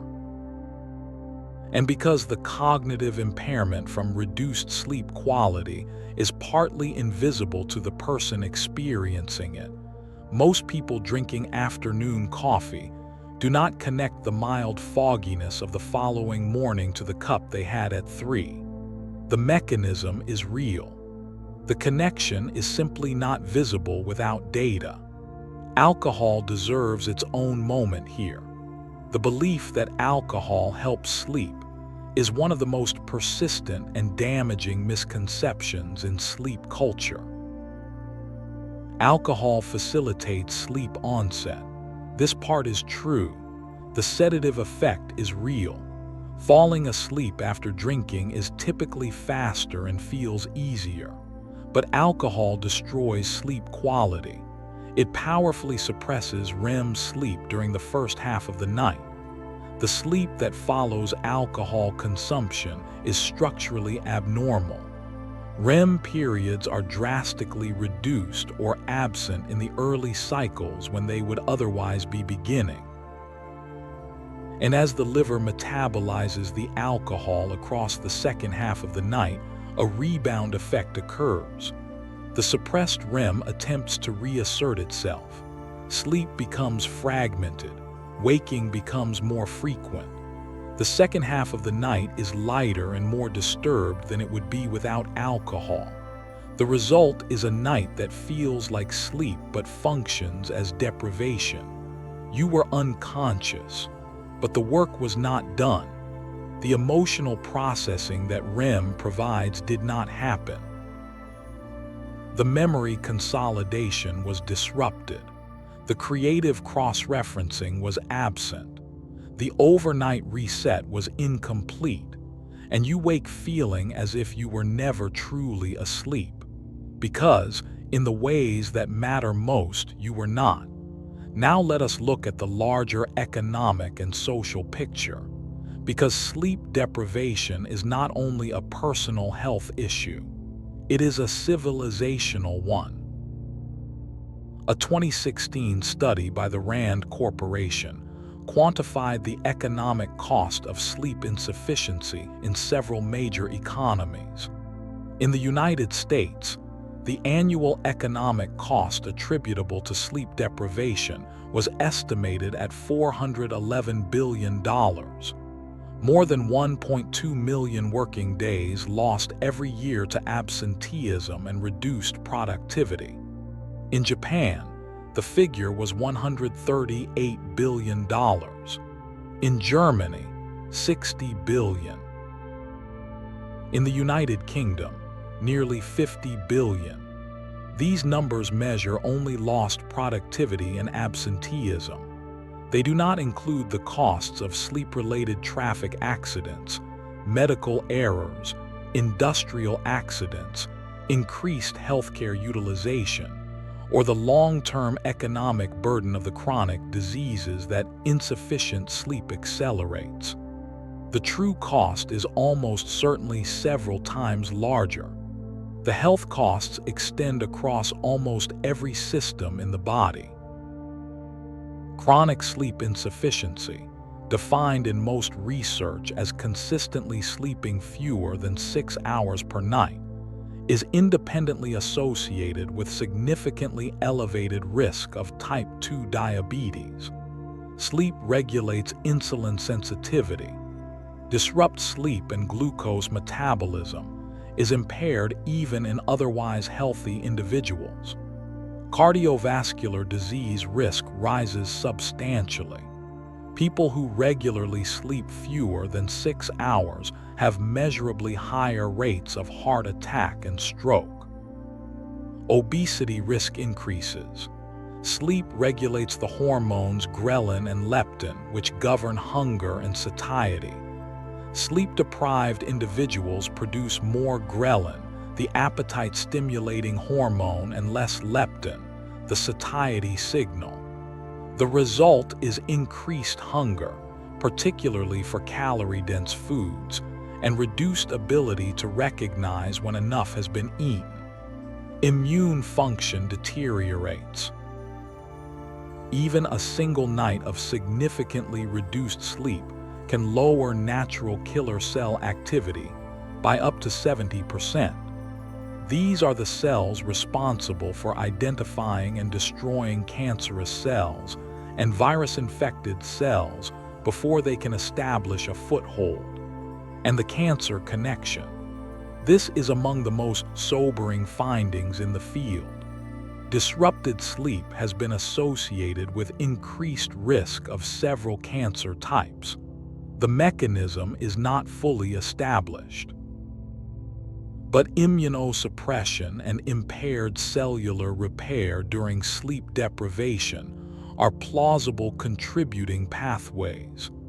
In 2007, the World Health Organization classified night shift work as a probable carcinogen, not because working at night is inherently dangerous, but because systematically reversing the circadian rhythm, forcing the body to be active when its biology says sleep and to sleep when its biology says wake, is associated with increased cancer risk at a level the WHO considered significant enough to warrant official classification.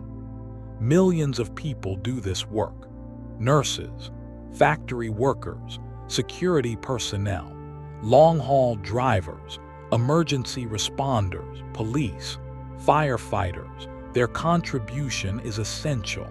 Their sacrifice is real. And their biology does not adapt to the schedule the way the schedule adapts to economic necessity. This chapter is darker than what came before. I want to acknowledge that. But understanding the problem is the first step toward addressing it. And in the next part, we will turn toward what can actually be done. Because the biology is not broken. The biology is simply being ignored. And when you stop ignoring it, it responds with a generosity that should not be taken for granted. Sleep is available, it is waiting, and the distance between where most people are and where their biology wants them to be is smaller than they think. Let me give you one number. In 1942, a Gallup poll found that Americans averaged 7.9 hours of sleep per night. In 2013, a comparable survey found the average had dropped to 6.8 hours. 70 years. 1 hour lost. That sounds modest, but 1 hour represents an entire REM cycle. Every night, that missing hour costs a full cycle of emotional processing, creative connection-making, and memory integration. Every week, that is 7 missed REM periods. Every year, more than 300. And this is not an American phenomenon. It is a signature of industrialization. Wherever the pattern of electric light, extended work schedules, and screen-based entertainment has taken hold, sleep duration has fallen and sleep timing has drifted later. The world is sleeping less. And the world is paying for it in ways that do not appear on any balance sheet. There is a cultural dimension to the sleep crisis that may be its most insidious feature. In many societies, sleeping less is presented as a virtue. I only need 4 hours. I can function on 5. Sleep is for people who lack ambition. These statements circulate in startup culture, in financial institutions, in academic environments, in elite sports. They are offered as evidence of dedication, resilience, superior biology. They are almost always wrong.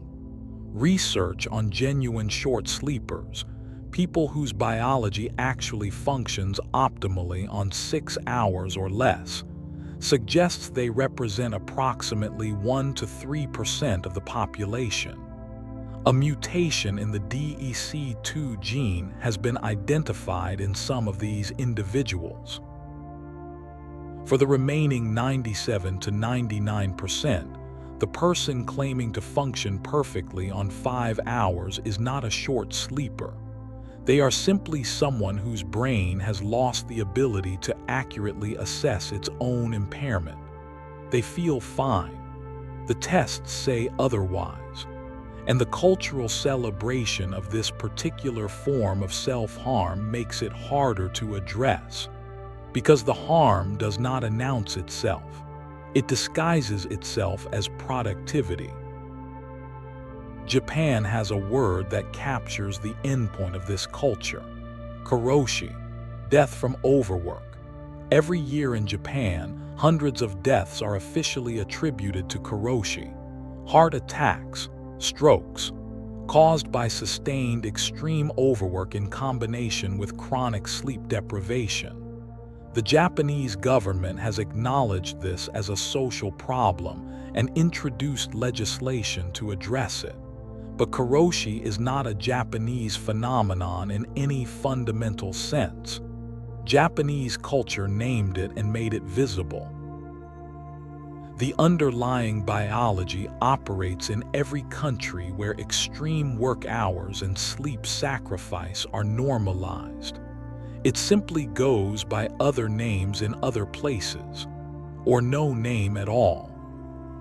The adolescent sleep crisis deserves particular attention.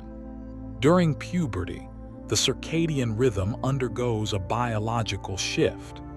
Melatonin begins rising later in the evening and suppressing later in the morning.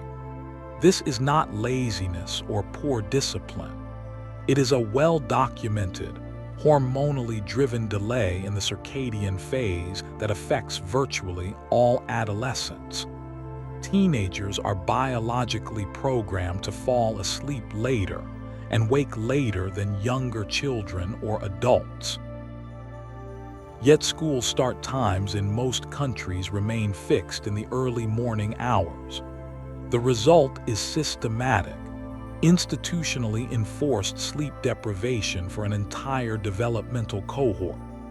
Research on the consequences is extensive and troubling. Adolescents who are chronically sleep-deprived show impaired academic performance, elevated rates of depression and anxiety, increased risk of automobile accidents, disrupted hormone regulation, and compromised immune function. And the fix is remarkably straightforward. A 2019 study of Seattle public schools found that delaying school start time by 55 minutes increased average sleep duration by 34 minutes and was associated with a 4.5% improvement in grades. Not a new curriculum, not additional funding, not a technology intervention. A later start time, 55 minutes, 34 minutes more sleep, measurably better outcomes.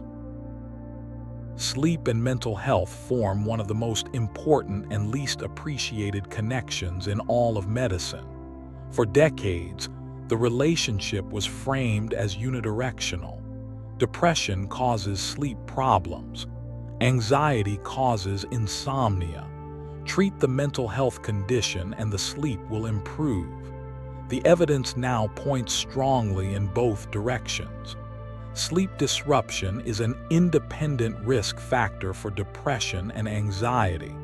It does not simply accompany these conditions. In many cases, it precedes and contributes to their development. Studies following people over time have found that individuals with insomnia are significantly more likely to develop a new depressive episode in the following year than people who sleep normally. The sleep disruption comes first. The depression follows. This has significant clinical implications. Treating sleep disruption directly, not as a secondary symptom but as a primary target, may reduce the incidence and severity of mental health conditions in ways that are only beginning to be explored. Now let us turn, as promised, toward what can be done, because this chapter has been difficult, and difficulty without direction is just despair. The first thing to understand is that the biology is not damaged, it is suppressed. And suppressed biology tends to respond when the suppression is removed.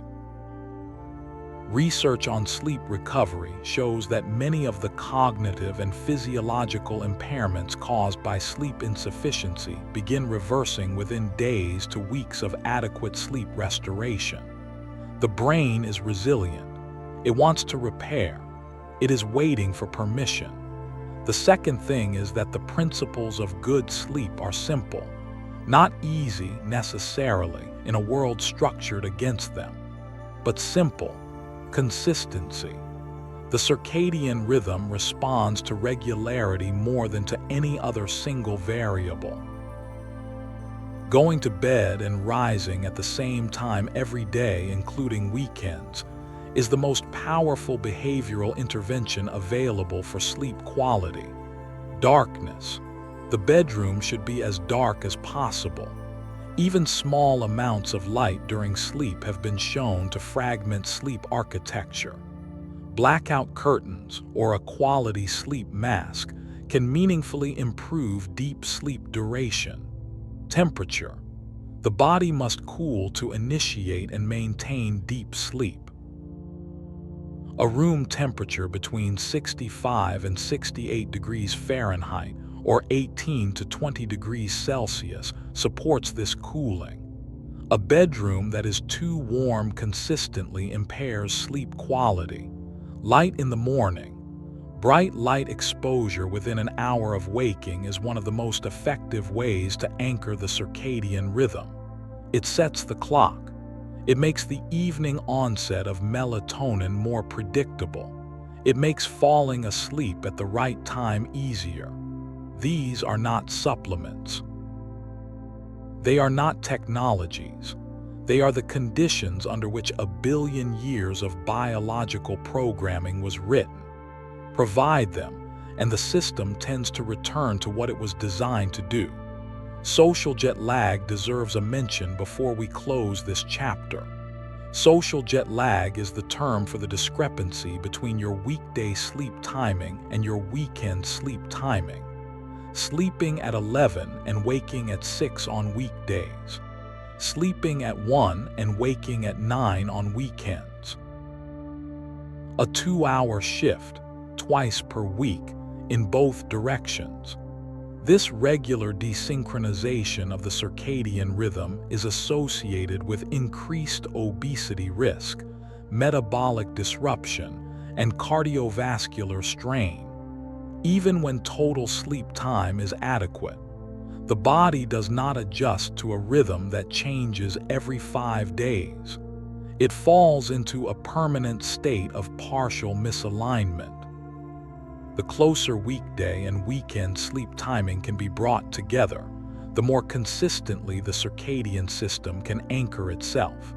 This does not mean abandoning the social life of weekends. It means understanding that the cost of large timing swings is real, even when the hours seem equivalent. One final thought before we move to the last chapter. Technology is not only the problem, it can also be part of the solution. Blue light filtering glasses worn in the evening. Night mode settings on devices. Apps that track sleep timing and provide data on patterns. Sunrise alarm clocks that simulate morning light gradually rather than jolting the brain from deep sleep with a sudden noise. These tools do not replace the fundamental requirements, but they can support them. They can make the gap between the environment modern life creates and the environment human biology needs slightly smaller. And that gap, reduced night by night, adds up. Sleep did not fail us. We failed sleep. But unlike most failures of this kind, the path back is clear. The biology is ready. And the first step requires nothing more than deciding that the night is not optional after all. We have traveled a long way together. We began with a simple question: why do we sleep? And we followed that question into the deep past, into the cells of the first living things, into the brains of dolphins and jellyfish and frigate birds, and the humans who built cities bright enough to confuse their own biology. We found the glymphatic system. We found memory consolidation and relational insight. We found REM and dreams and the emotional machinery that runs while we rest. We found a planet of sleepers, each one doing something essential in the dark. And now, in this final chapter, I want to do something different. I want to step back from the data. from the studies and the mechanisms and the statistics, and simply sit with what we still do not know, because the mystery of sleep is not resolved. Not even close. And the parts that remain unresolved are not minor footnotes at the edges of the field.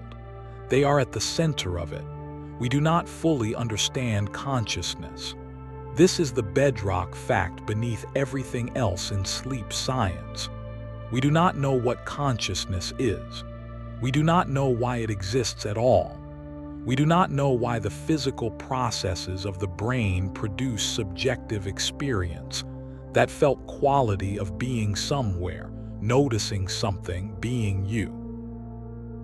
The philosopher David Chalmers called this the hard problem of consciousness, not the easy problems which are merely difficult, explaining how the brain processes information, integrates sensory data, controls behavior. Those problems are hard but tractable. The hard problem is why any of this processing is accompanied by experience, why there is something it is like to be you, why the lights are on, and sleep is where consciousness goes when the lights, in some sense, dim. During deep sleep, conscious experience appears to largely disappear. You are not experiencing anything, or if you are, you will have no memory of it. The processing continues. The brain is active, but you are not there in the way you are there when you are awake. Where do you go? Nobody knows. During REM sleep, something different happens. Consciousness returns, or something close enough to consciousness that the distinction becomes philosophical rather than practical. You are having experiences. They are vivid and detailed and feel completely real. You are a self, moving through a world, responding emotionally, making choices. But it is not the same consciousness as waking. The prefrontal cortex, the brain region associated with rational evaluation, planning, and self-monitoring, is less active during REM than during waking. The checks are reduced. The editor is asleep even as the writer is running. This may be why dreams feel logical from the inside and incoherent from the outside. The part of the brain that would notice the inconsistencies is not fully operational. And this partial consciousness, this particular configuration of awareness without complete rational oversight, may be precisely what makes REM sleep so valuable for emotional processing and creative connection. The constraints are loosened. Things that cannot touch each other while the editor is watching are free to meet. There is a state that sits between these two, the hypnagogic state, the transition into sleep. We have spoken about this before in the context of Edison and creativity, but it deserves a deeper look here, in this final chapter, because it is one of the strangest and most underexplored territories in all of human experience. As you fall asleep, something unusual happens in the brain. The boundaries between conscious states become permeable. Sensory input from the outside world begins to be mixed with internally generated imagery. The logical frameworks that govern waking thought start to dissolve, and what remains is a state of fluid, associative, almost formless awareness. People in the hypnagogic state report vivid visual imagery that appears without intention, voices saying things they did not plan to think, startling insights that vanish unless immediately captured, a sense of meaning without content. Neurologically, this state shows features of both wakefulness and sleep simultaneously, alpha waves and theta waves coexisting. The transition is not a clean handoff. It is a blurring. And in this blur, something creative and strange and still not fully understood becomes briefly possible.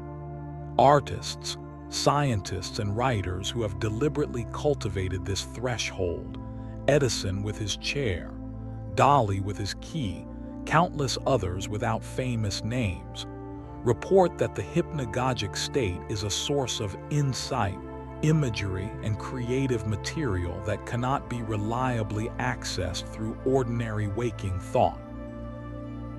And what does it mean that this state exists? It suggests that the version of consciousness that waking life presents as normal is only one of many possible configurations, that the mind has modes we rarely access deliberately, that the boundaries between self and not self, between rational and associative, between focused and open, are not fixed. They shift every night as you fall asleep, as you dream, as you wake. You cycle through different versions of consciousness multiple times every night. And you do it so routinely that you have stopped noticing how remarkable it is. Let me tell you about one more open question in sleep science, one that I find both humbling and quietly thrilling. We do not know if all sleep serves the same purpose across different species. We have good evidence for what sleep does in humans and in closely related mammals. The glymphatic system, memory consolidation, emotional regulation. The evidence is solid. But does the glymphatic system exist in all sleeping creatures? Does a fruit fly sleep to consolidate memory? Does a Cassiopeia jellyfish sleep to process emotion? We do not know. It is possible that sleep serves genuinely different primary purposes at different levels of biological complexity. That what sleep is for in a jellyfish is not what sleep is for in a dolphin. That what sleep accomplishes in a dolphin is not identical to what it accomplishes in you.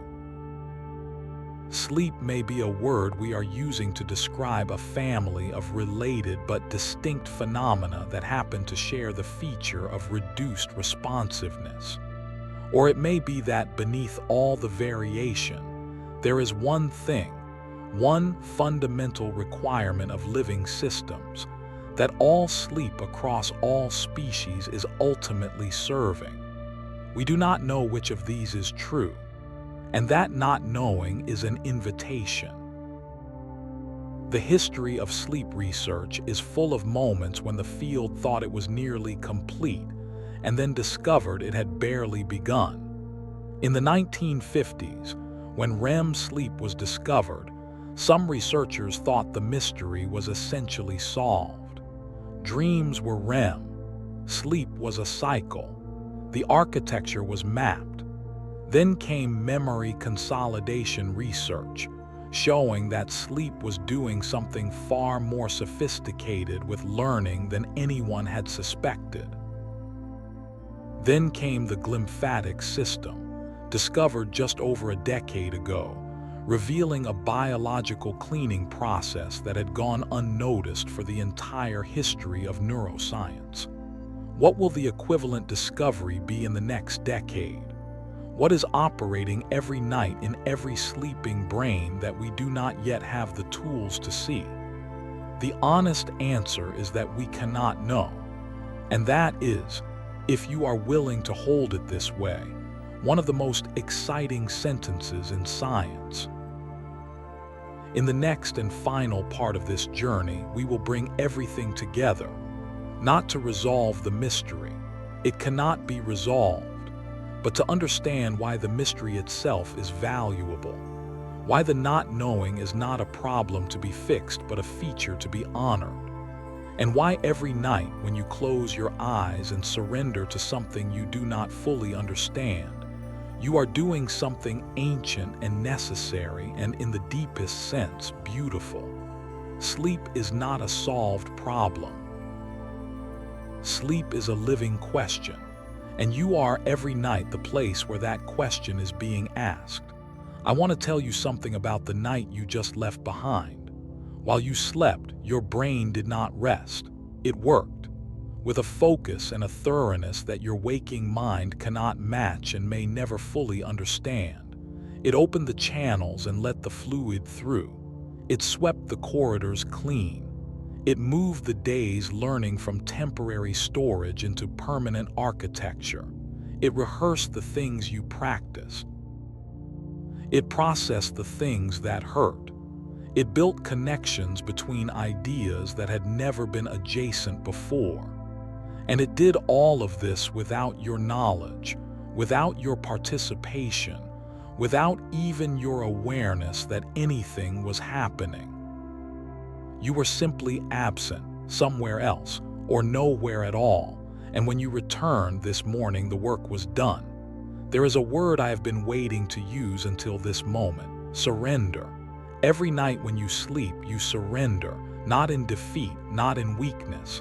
In the oldest and most fundamental sense, you release the project of being you. You let go of the continuous effort of consciousness. You stop managing. You stop monitoring. You stop deciding. And something that does not require your supervision takes over. This surrender is not comfortable for everyone. Some people fight sleep, lie awake in the dark, minds accelerating, the quiet becoming unbearable, the body ready to rest and the brain refusing. This difficulty with surrender is one of the defining struggles of modern human life, and it is worth asking why. Partly it is physiological. The disruptions we have discussed: blue light, caffeine, irregular timing, the body out of rhythm with itself. But partly it is something else, something harder to measure: the belief that staying awake is staying in control, the anxiety that something will be missed, undone, lost during the hours of unconsciousness, the feeling that rest must be earned before it can be taken. None of these are true, but they are powerful, and they keep millions of people lying in the dark, exhausted and unable to stop. The solution to this difficulty is not a technique. It is not a supplement or a routine or a breathing exercise, though these things can help. The solution is a shift in understanding. Sleep is not a pause in your life. Sleep is where a significant portion of your life actually happens. The cleaning, the consolidation, the creative work, the emotional repair. These are not secondary processes happening while the real you is on hold. These are core operations of being human. When you sleep, you are not losing time. You are investing it in the most return-generating activity your biology makes available. Understanding this changes the relationship to sleep, not for everyone immediately, not without effort, but over time. Understanding what sleep is actually doing tends to make the surrender easier, because you are not surrendering to nothing. You are surrendering to something ancient, something competent, something that has been doing this work successfully for as long as life has existed on this planet. Let me take you back to where we started. That question, simple and enormous: why do we sleep? We have answers now. Partial, incomplete, still being refined and extended, but real answers. We sleep because the brain accumulates toxic byproducts of its own activity and can only clear them at full scale during sleep. We sleep because the memories of the day cannot be made permanent without the overnight transfer from hippocampus to neocortex. We sleep because emotional experiences need to be processed without the stress chemistry that accompanied them. We sleep because the creative connections that define human intelligence require a state in which the normal constraints of focused thought are suspended. We sleep because the immune system does its most intensive work in the quiet of the night. We sleep because hormones that regulate growth and metabolism require the specific conditions that only sleep provides. We sleep because everything that makes us function, think, feel, create, remember, resist disease, and maintain the structural integrity of the brain itself depends on it. These are not small things. These are everything. And yet, after all of this, after everything we have covered in the hours of this journey, the deepest question remains open. Why is there something it is like to sleep? Why does the brain not simply perform these operations in the dark silently without generating any experience at all? Why are there dreams? Why is there sometimes the felt sense of rest, of restoration, of having been somewhere and returned? Why is there a subjective quality to sleep at all, rather than simply biological maintenance happening invisibly? This question points directly at the hardest problem in science: consciousness. The reason the lights are on, and we do not know the answer.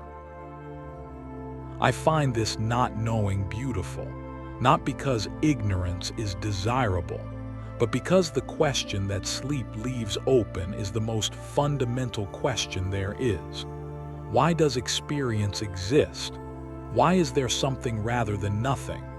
Why are we here at all, not just physically but phenomenologically? Why is there a here from the inside? Sleep does not answer this question, but it asks it in the most intimate way possible. Every night when you lose consciousness and every morning when you regain it, you are moving across the boundary of the deepest mystery in human knowledge. Not reading about it, not theorizing, crossing it. That is not nothing. That is everything. We began this journey asking why you sleep. The honest answer after everything we have seen is this: you sleep because your brain needs to clean itself, because your memories need to be made permanent, because your emotions need to be processed without their original charge, because your immune system needs space to work, because your body needs to restore what the day has spent. And perhaps, underneath all of that, you sleep for a reason we have not yet found the language to describe. Something older than any of these mechanisms. Something that was present before nervous systems existed to be cleaned or memories existed to be consolidated. Some fundamental requirement of living systems to periodically withdraw from active engagement with the world and return to something closer to the quiet from which all living things came. Rest, at its deepest, is not the absence of life. It is life remembering what it is between the moments of doing. Tonight, when you close your eyes, something will begin. The fluid will move. The memories will settle into their permanent places. The emotional residue of the day will be processed in the quiet chemistry of REM. The connections you could not quite reach while you were awake will form in the associative dark. You will not know any of it is happening. You will simply be absent for a while, and then you will return, slightly cleaned, slightly more consolidated, slightly more whole. The same person you were last night, but assembled with a little more care. This happens every night. It has been happening every night of your life. It happened to every human being who ever lived, and to every creature on this planet that has ever needed to rest, which is every creature that has ever lived. And it will happen again tonight. The mystery of sleep is real.